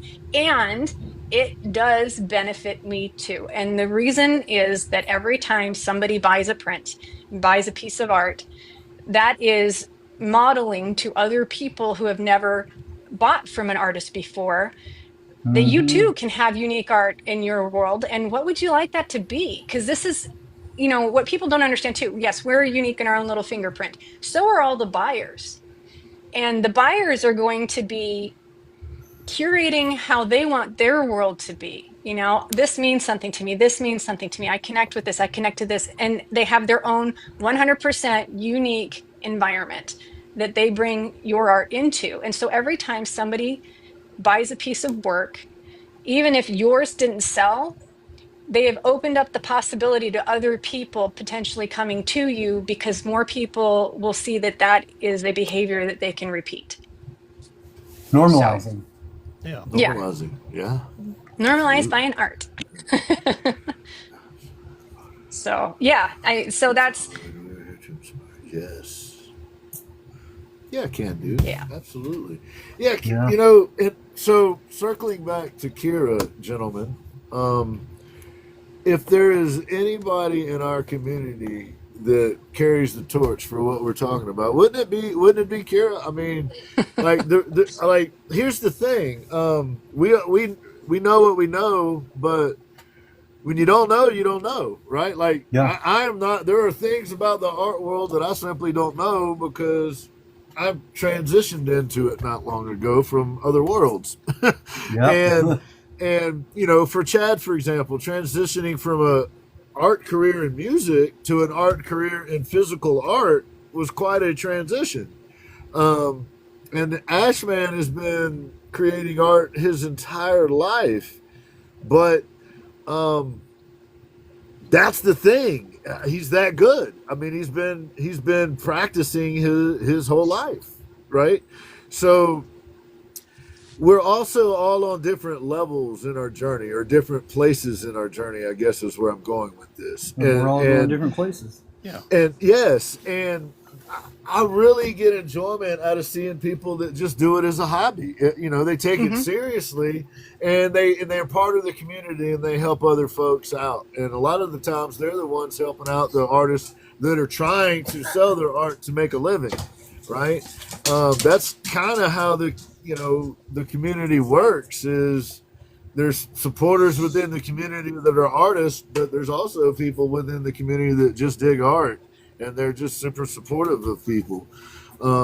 So making room for all of those voices is important, but it's a weird, hard balancing act, right? Because sometimes there's negative voices, and my strategy is just shut them out and move on.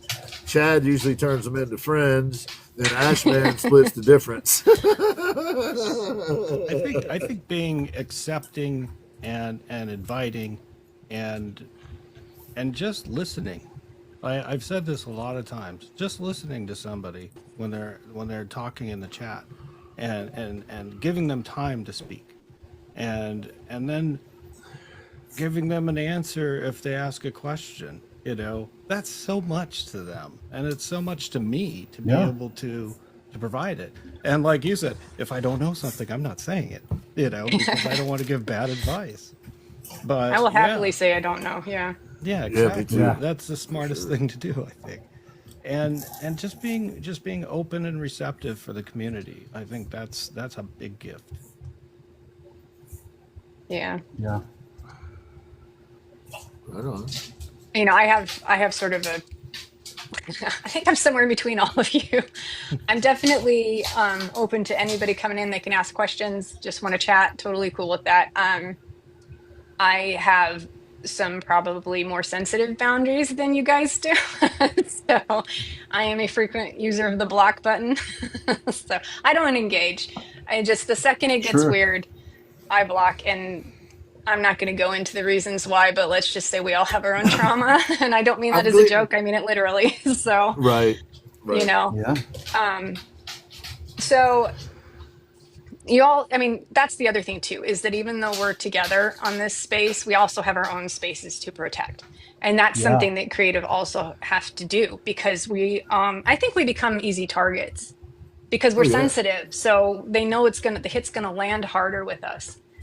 And so it is hard to learn who to let in and who not to let in.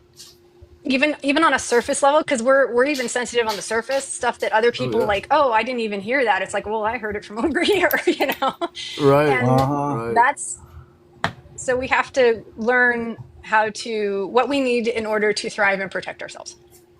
So Absolutely. There was one thing that I did want to touch on tonight, and this is going to be a little political, but not really. So hey, it's your show. One of the things that also was difficult for me to get my boat moving in the right direction here was I have been struggling a lot with what has been happening as a whole.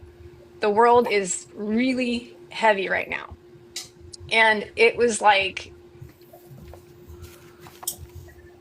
it makes you want to stand in the middle of the road and scream. And so how on earth do I sit down and paint a wizard mouse in the middle of that? How do I create when it feels like the world is bleeding? And it's like, I should be doing this. I should be doing that. There's a million things that I should be doing because that's what I'm supposed to do. And I really had to think about that and realize that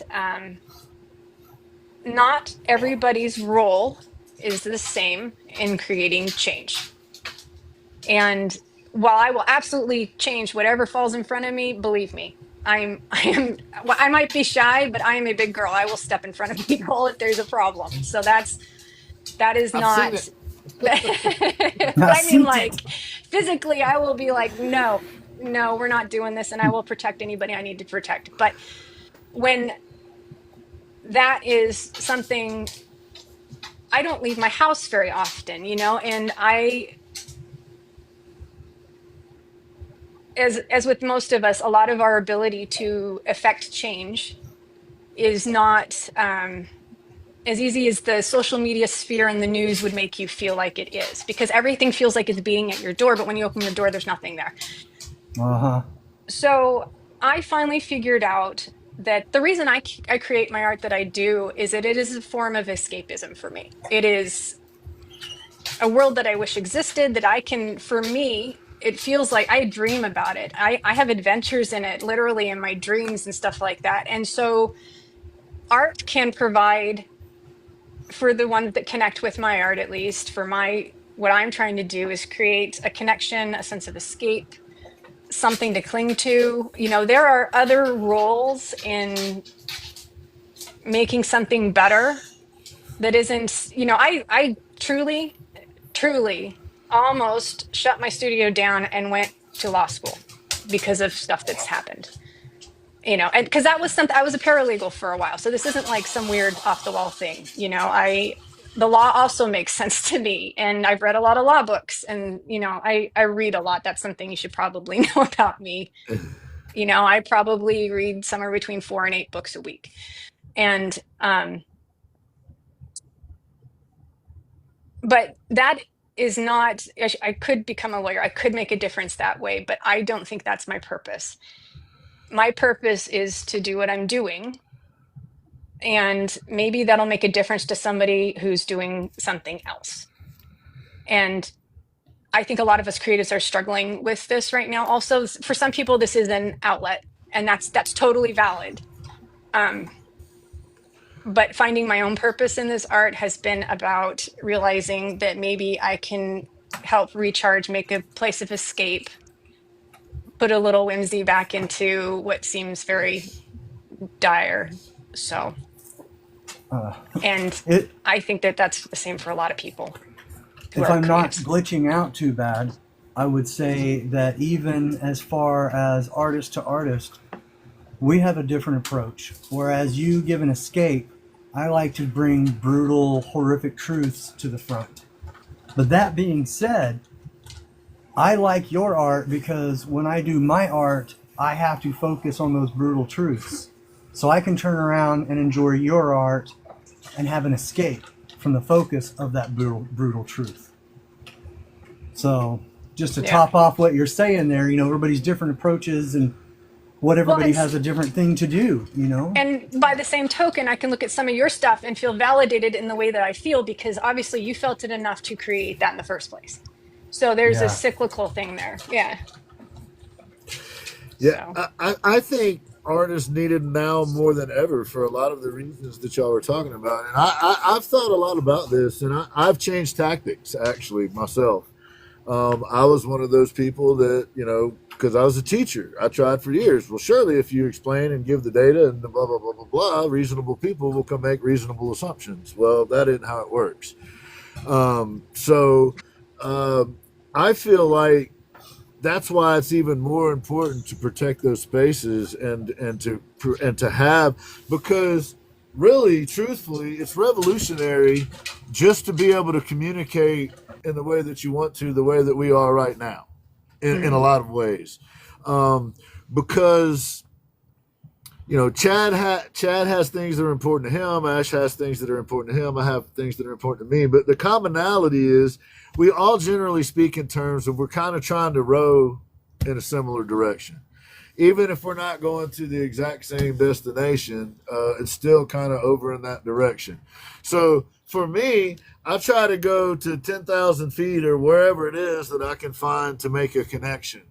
And, that's a teaching strategy. You back away until you find something big picture enough that you can agree on or that you can teach, right? And sometimes that doesn't even work now because there's people that are so focused on nationalism or religion or whatever the hate you du jour of the day is. And the rest of us are left kind of looking at each other like, you see this shit? Like, so I would argue that right now, especially for all the reasons that you discussed, it's even more important for artists to be making art, for creative people to be thinking creatively. And the truth is, that's how oftentimes historically big changes were made. It was a spark. It was an idea. It was a different way of doing things. Somebody just started doing things differently, and then eventually people decided, hey, look, I could be over here yelling and screaming at my dad or my grandpa or my aunt or whatever, or I could be over here working cooperatively with people that are actually trying to get things accomplished. Because really, for me, my view is that competency matters. So demonstrate competency, and that will rise to the top. Yeah. Or willingness to learn. Yeah. Something else I'd Well, like that's to part point of out. competency, right? You got to be adaptable to be competent. Yeah. Historically, times like these have produced the most wonderful art and music in human history. So if we have nothing else to cling to, please know that when the sun comes back up, it's going to shine on so much art and music that it'll outshine the darkness. Art is a way of saying that you were here. Yes. You know, if I can do nothing Yes. else, if I can change nothing else, I can at least say that I'm here. And other Yes. people can view that and say, I'm here too. Art is the I connection. participated. Yeah, I did art something. is a connection, you know, and whether it's fairies or, you know, viscerally emotional pieces or whatever, they matter equally, even though they sound like, oh, fairies, you know, it's like, no, it's maybe it's just Yes. fairies to you, but to somebody else, it's a whole afternoon of not feeling horrible, It's being able you to know, breathe and after having their yeah, shoulders up all day going, yep, you know, they get to. yep. And with all of that, I mean, and I think, and this is so, it is hard with how heavy things are, and it is very easy to give into anger and Yeah. lashing out or whatnot. And I think that it is really important to remember that is to ask yourself if that's who you really are deep down. Because here's the deal. Whether it's the art community or not, I want people, as long as they're not harming people, you know, hurting somebody else. But, you know, let's realistically, I want people to be successful. You know, that's, you talk about me answering questions in chat and things like that. I want people to be successful. I have no interest in going, oh, you want to learn how to paint like me? Too bad. You know, I'm not going to do that. I want every single person who comes into my life who has a question to be successful with whatever it is that they are trying to figure out. Every artist I interact with, I want you to be success. I want you to have your McMansion and whatever off of your profits. I want you to be whatever success looks like to you. I want you to be a success hugely. So I'm also somebody who, when somebody has a success, I get this vicarious thrill. It's almost like it happened to me, not quite, but almost. And I'm like, oh my God, I'm so excited for you. People are like, you're a little over the top. And I'm like, no, but like, I'm getting endorphins. I'm so excited. Yeah. I didn't sell that, Absolutely. but yay. So, Absolutely. I'm excited about somebody finding a wood burner in their closet. Yes. Yes. Yes. I'm excited for somebody to buy a kiln. yeah. Yes. Okay, Oh, yeah. sir. So it's got to buy air conditioning first. So Yeah. Yeah, I'd say. only have a couple of them. So no, but I truly, I'm not being facetious when somebody is like, hey, I sold this. And I'm like, oh my gosh, I'm so excited for you. I really am. I tell my husband, hey, my friend, he has no idea who I'm talking about. Hey, they sold this. I'm so excited. And then he's like, okay, you know. But Me I too. am. I It gives feel me you. a I feel thrill. you. Yes. And so it's a little selfish because I'm getting a thrill, but truly I really do want you to succeed. I want Chad to be the biggest scary wood sculpture person that he can be, you know, and Ash to do Right. whatever it is you want to do. All of it. And Yeah. Ginn, I'm kidding. I want you to do everything too.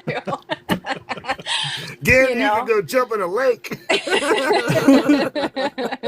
You know, again, the only reason she agreed to do this is so that everybody would see that she is not, in fact, wearing a wedding dress all the time. Yes, that's true.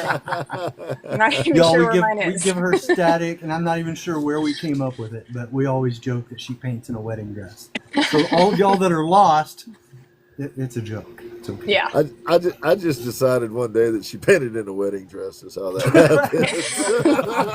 happened. But she's not painting right now. That's No, right, I'm Laura. not. She'll That's right, change after Laura. this and Thank paint. you. Thank you. Obviously, she's not wearing a wedding dress right now. She's not painting.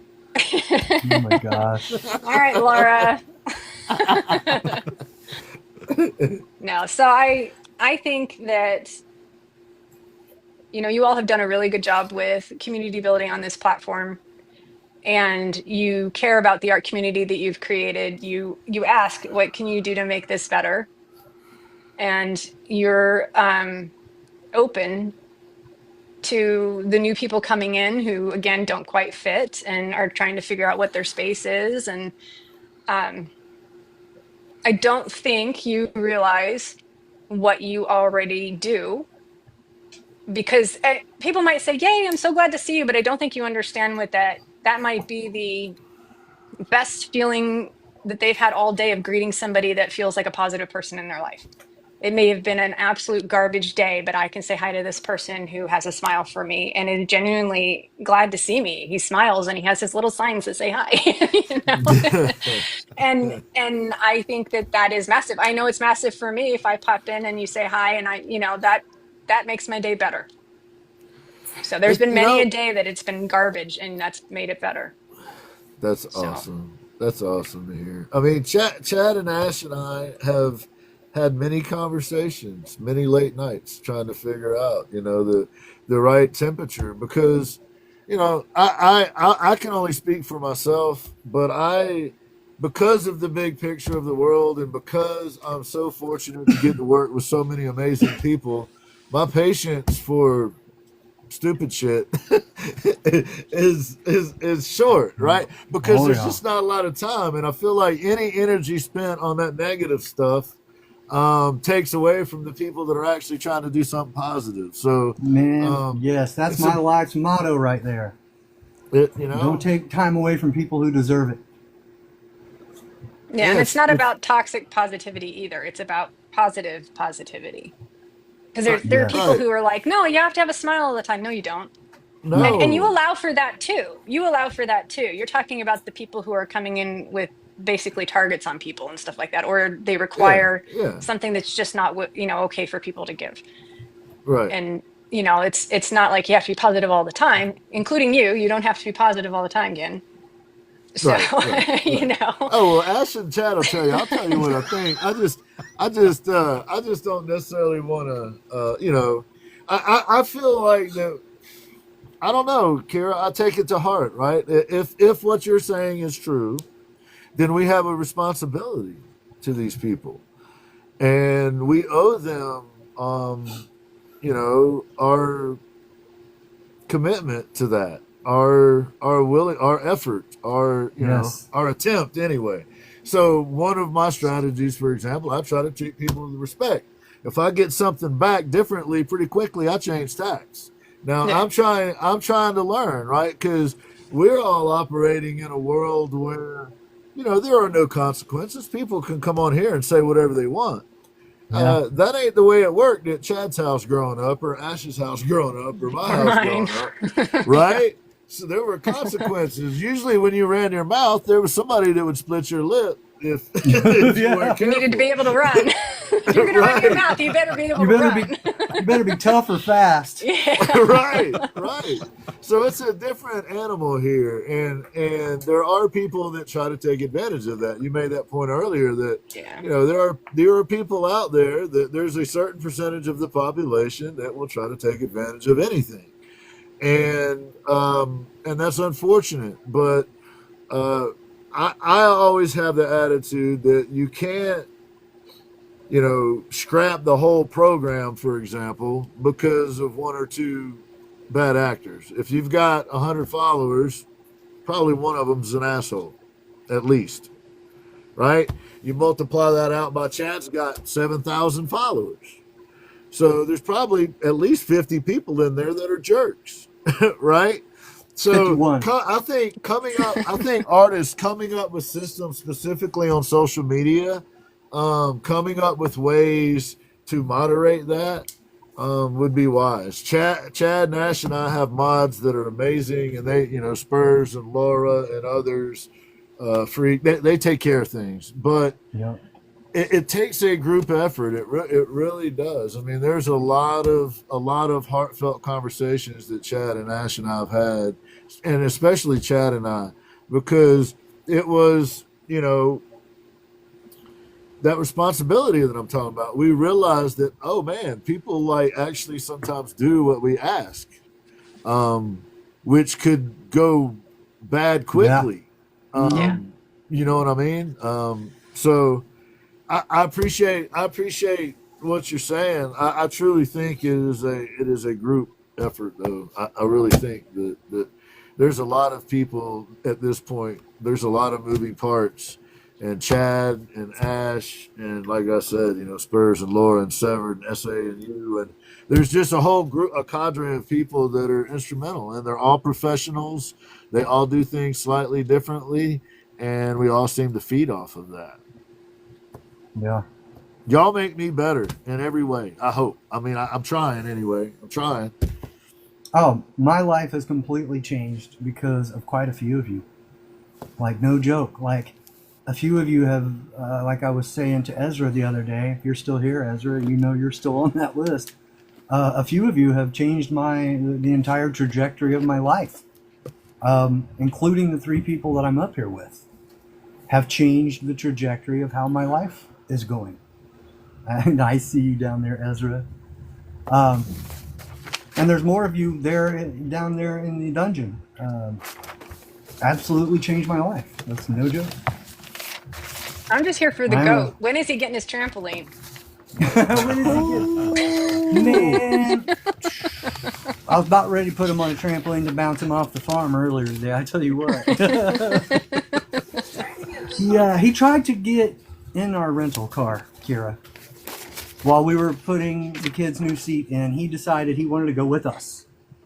Hi, Kyra.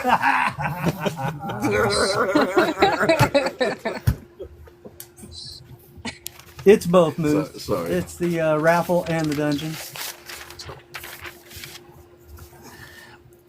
Anybody have any questions? Chad, Ash? I mean, we are fortunate to have Kyra here, and it doesn't happen all the time. So, Ash, you never get to say anything, man. I was just happy for the TED Talk. Sorry. No doubt. No, No, I I'm needed to worried. hear everything you said. Everything you said was like, yeah, tell me everything. That's awesome. And I've been around for a long time, and I still need to hear that stuff. And that's all there is to it. And anybody who was in here was very lucky to hear it. Agreed. All right. So Dude, I cannot thank you enough for being a guest on my month of guest picks. Thanks for asking me. I told you they would all love that you were back. And I hope you guys did, because I talk to Kyra a lot, and I always learn something. Every single time I learn something. Usually it's a lot of somethings. But I hope that you guys were able to enjoy her company and knowledge as much as I do. So, Kyra, thank you for doing Absolutely. what you do. Not just for me, but for everybody here. Hoof Pickles would like to know what has been the most challenging while doing your art. Not including the question. cats. Well, I think the She's like, cats dealing are with automatic Chad. First. That was. What's the second most challenging? She's like the cats and then Chad. Well, for me, my art career has spanned having children. And so I'm a woman in the art field who has kids. And those things work against you. Most museums are like 90% or better only men artists, even though more than 70% of all artists are women. And so there's always a door to try and break through.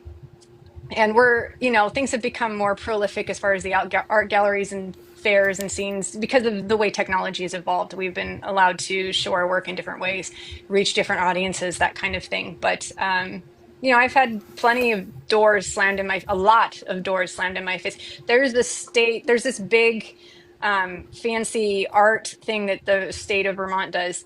And I remember approaching them, and the person at the desk, I have no idea who they were, but they worked there. I didn't know if they were another artist or whatnot, but they told me that I would never, ever sell in their gallery. They would be ashamed to have my work in their gallery, that my stuff was garbage, that I should just give up if I thought I was ever going to be, if my goal was to be in that gallery, that I should give up now. And they were, I've been told those things, and I am not in any galleries in this state. So, but I haven't tried. And even if I wanted to participate with one of the galleries here, I'm not going to submit anything to them. But I've had doors put in my, shut in my face. The rejection's difficult, but um, on the pyramid of people who are gate kept from working in the art field, I'm at the top because I'm a white woman. I'm a white straight woman, and I know that. I know that my privilege is I'm on the pile, the top of that pile, which is not okay either. Everybody should have the opportunity to access, as long as their work makes sense there, to access that venue.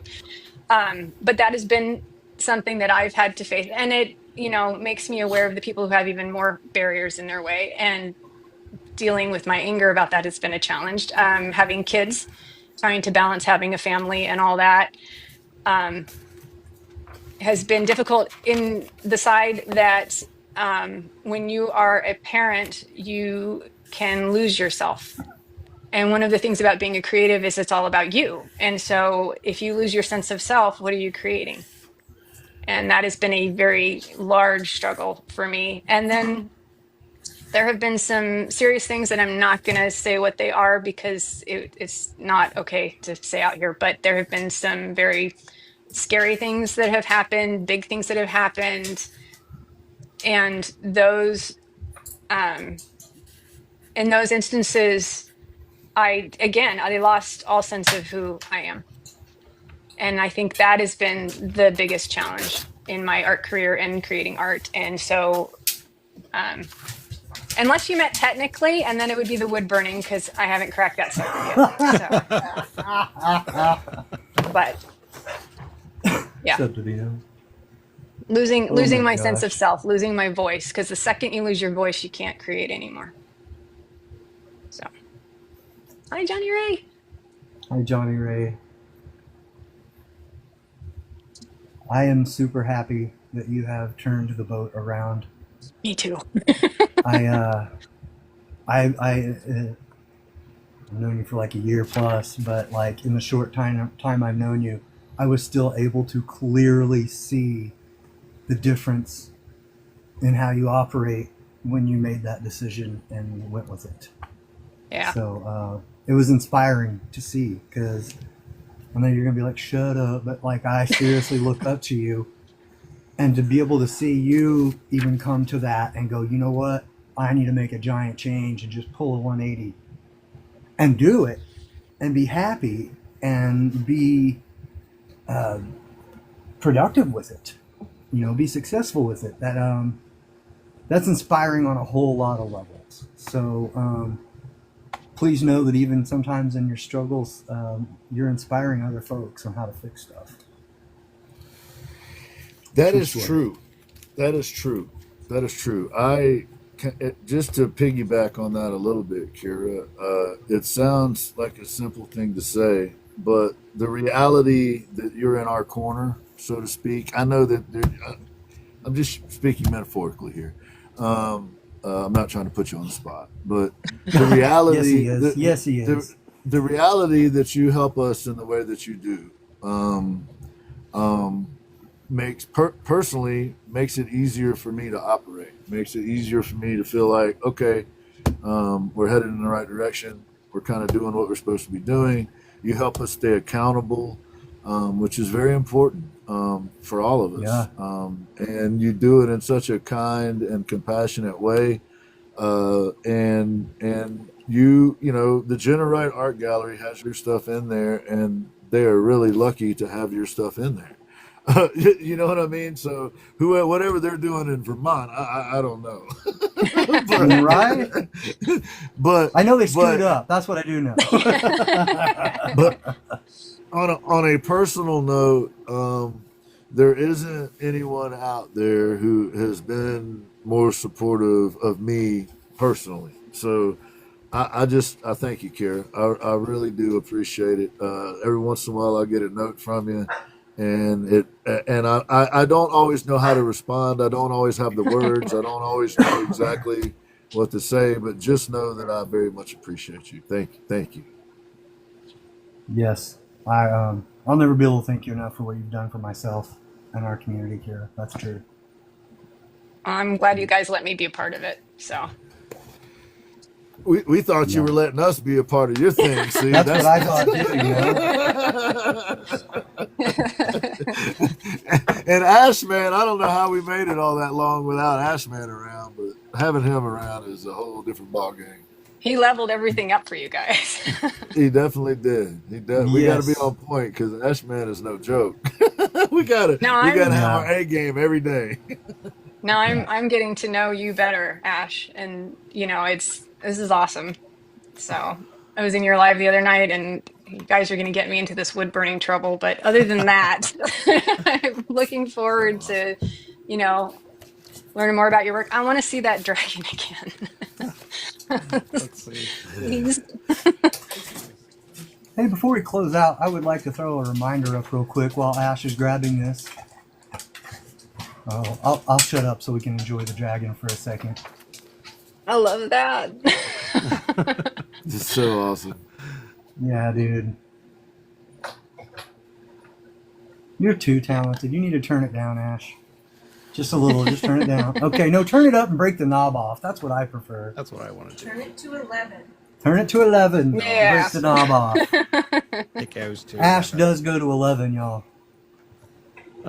All right. Yeah, I put was that about to down. speak on that right there. Oh, I'm back up again. She's like, I thought I made my way out of there.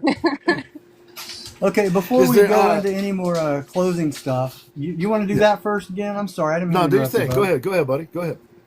I would like to circle back around to what I was talking about at the very beginning of the show. Guys, our friend, our sister, Johnny Ray, is here with us right now. Her GoFundMe is up. She is on chemo. She is feeling sick. She's already off of work. I appreciate you guys who have already stepped in and started helping, like from the bottom of my black little heart. I love you guys. Please, Johnny Ray, is the link to your GoFundMe, is it in your bio? Is it in your link tree? She's going to say yes, I'm pretty sure. And I would love if you guys would go over there, and if you're broke, share it. That's all I ask. That is free. That is absolutely free. I'm going to try to give updates probably once a week when I can. So please go over to Johnny Ray's profile and hit that link tree. And if you can't donate and help out, share. That helps too. If you guys don't know Johnny Ray, first off, where have you been hiding? She's our sister. She is an amazing, amazing artist. You can go watch her interview here on the Ginn Project over on the YTubes. I highly advise you to go check that out. If you guys have any questions about what's going on or what needs to be done, please feel free to hit me up if Johnny Ray's busy, because she is actively doing chemotherapy. And y'all, she's doing some of the chemotherapy. I can't say the D word, but you know, the stuff that I had to do. So I personally know what she's going through right now. And let me tell you, give her love, guys. Johnny Ray, we love you. That's no joke. You are not by yourself. You have a whole giant ass community here that loves you and will not leave your side. And yes, the Red Devil is absolutely a terrible, terrible concoction to have to endure. So we know it's hard, but we're right here with you. Okay? That's all I got to say, guys. Please and thank you. Soon you will be able to find that link in my link tree. As soon as I'm able to get my hands on it, we'll get it in there. We'll make sure that we mention this every time that we're on. And please, if you're able to, just share it. If you can't donate anything, just share it. And look, a kind word, a little note, hey, thinking about you, those things go such a long way. I'll just say this. I got a note from Kyra one time, and I was trying to decide whether I was going to keep doing this or not. And I bullshit you not. It weighed on the scale. That responsibility that I was talking about. So you never know what a kind word or what just reaching out to someone and letting them know you care about them might be. And she has got some rough days ahead of her. So she is in a fight for her life, and we want her to be here with us, and we want her to be supported and cared for and loved. And she's already having to go places she don't want to go and do things she don't want to do. So please, and she's please fighting give you love. disability, y'all. She is fighting with disability. She's trying her best to try to get everything paid while she's having to go through this. But I'm going to remind y'all, when you have to stop working, you cannot. It's not an option. And when you can't work, you can't pay your electric bill. You can't buy groceries. You can't pay your rent. So those of you who've never, a lot of us have had to deal with that already from whatever reasoning. But if you have not, really take that in consideration if you just suddenly couldn't because your health said no. So not only is she fighting for her life and having to do some really awful treatments, but she's fighting with disability. And if anybody is going to be disabled, it's somebody who's fighting cancer, yo. So for the second time. For the second time. Yeah, second time, guys. So this is the second time. I'm going to talk about this every single time that you see me on a live until Johnny Ray is in remission. You hear me, Johnny Ray? Every time I'm going to talk about this. So. All right. Wow. Johnny Ray, we love you, sister. One day at a time. Sometimes it's going to be 30 seconds at a time. But we're going to be there with you regardless. My phone is still open, girl. And, hey, just please, if you missed anything, I'm going to download this. It'll be available over on the YouTubes. It'll be Kyra number 2. We're going to have to get her like some kind of Saturday Night Live jacket or something. Her and S.A. Yep. But please do your best to be kind to folks. There are troubling times, but we can still be patient with each other. That may very well be the way out. Is cooperation and some patience and trying to give people the space to do their thing. So thank you everyone for coming in. It's a who's who in the chat. We really appreciate y'all. Laura Jane, we couldn't do this without you. Rebecca also has had a pretty crappy diagnosis recently. So please check in with Rebecca. Victoria, thank you for being here. Johnny Ray, you know we love you. Chris, thank you for coming in, man. It was really good to see you, sir. Hoof Pickles is always solid. Rebecca, if I can help you, you tell me how. Because you're always there to help everybody. I've watched it for a year and a half now. Yes. If I can help you, you tell me how. I hope I didn't overspeak there. If I did, please accept my apology. But I just want folks to support you there, Rebecca. If I missed your name in the chat, I'm sorry. We do appreciate you being here, hanging out with us. You got Ashman on every Wednesday night. Ashman, can you give him the time? It's 4:00 Pacific and 7:00 Eastern. Sorry about that. That's 6:00 Central. Yep, 6:00. And he's got a podcast. He's got a podcast, and it's called Genteel Poverty. He does it with his wife. It's great. Check it out. It's got some heady topics like you might hear Kyra talking about, actually. You can catch him on almost every night, 1:00 a.m. Eastern time. He does late night. You can often find me on there with him. We do Monday, Wednesday, and Friday. Those tend to be kind of Ginn Project geared nights. Tuesday, Thursday, and Saturday tend to be more Ashman geared nights. So check that out. On Saturdays, I do a show with Severed and S.A.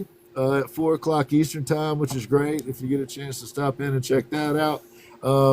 Ashman also has a website. It's Ashman's Basic Art Store. You can go there and you can get stickers and prints and all kinds of cool stuff. So please check that out. My buddy Chad Rev Art over here has a website as well.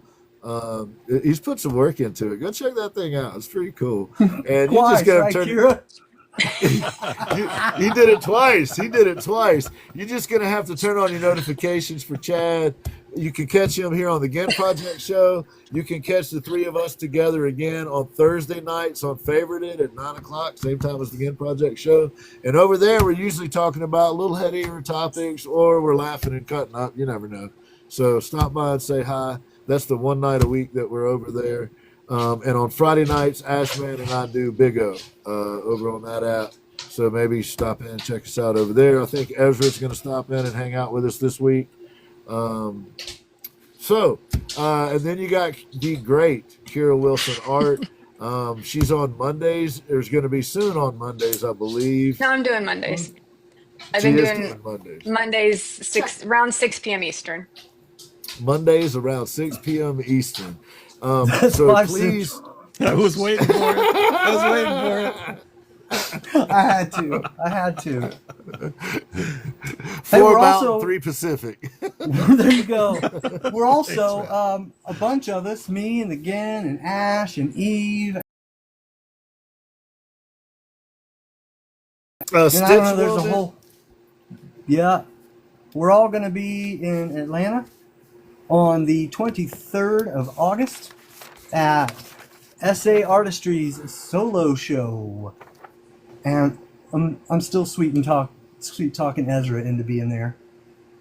And if you guys plan really ahead, you'll also find at least me and Ginn at the end of March back over in Colorado. And next September, I will be donning a very nice suit because I have a long time to pick it out. And we're all going to be hanging out with Kyra Wilson Art. No, wife, it won't be my birthday suit.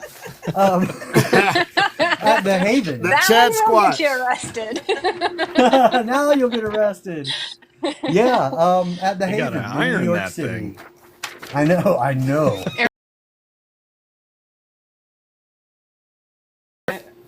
Really floofy. I like the way you're Cravats. talking. Hey.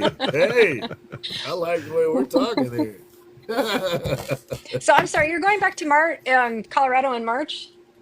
Yeah, that will be the 1-year anniversary. I might The be able last- to make it to that. Awesome. Yeah, I think it will be the last maybe. weekend of March. Last weekend of March, it looks like. Yeah. Something like Okay. that. And try and plan ahead. So She's like, I Kyra want to meet Wilson- you guys in person to make sure I want to let you at my solo show. Let's see This how is I a act. recon, Chad. She's about to do a recon on us, man. That's what it is, yo. That's what it is. Thank you. Her show, Metallic Kyra blue. Wilson, will have a show at the Haven Gallery in New York on September 5th, 2026. We're going to be next there year. even if she don't let us in. We're going to be there. We don't That's care. right. We'll stand outside. Stand outside. Ash, man, you got anything, buddy? I'm good, man. I'll be on tonight, and if you show up, About an hour and a half, he'll be on. yeah. I'll try. I'll be like Chad Rivart, what you got, buddy? Man, thank all you guys for coming out. Kyra, thank you so very much for being a guest again. Ash, dude, you're the bee's knees, homeboy. I love you, dude. man. So are you. Again, you know I love you, homie. That's all I Love got. you, Y'all brother. make sure you're following me and all that kind of fun stuff. Go check stuff out. Yada art. Turn on your notifications. And Kyra, thank you so much for coming on. We really appreciate you, and you're amazing. Your art's amazing. Your humanity's amazing. Thank you. Thank Yes, ma'am. We're gonna try. Everybody in the chat, thank you so much. We appreciate y'all. Kyra, what's your favorite color? Purple. Purple. Can we please drop some purple hearts in the chat? Get a couple screenshots. Let Kyra Do know we it. love her. And don't take anything. It is free. Just some purple hearts. Let Kyra know we love her. And please grab a couple screenshots so somebody out there can. There we go. That's awesome. That is dope. Do your thing, Eve. Yeah. Do your thing. Hell yeah. Thank y'all. Incredible. Absolutely incredible. Thank Hey, you. next week we everybody. have Salty. That another carver. Really looking forward to talking to her. Salty, if you're still in here, make sure you get me your number. Chad will get with you and get all the information. Chad knows what to do. Hoof Pickles was on. She was amazing. Make sure you check out Hoof Pickles. You get a chance. Lilu, thank you for coming through. We appreciate y'all dropping the hearts. Thank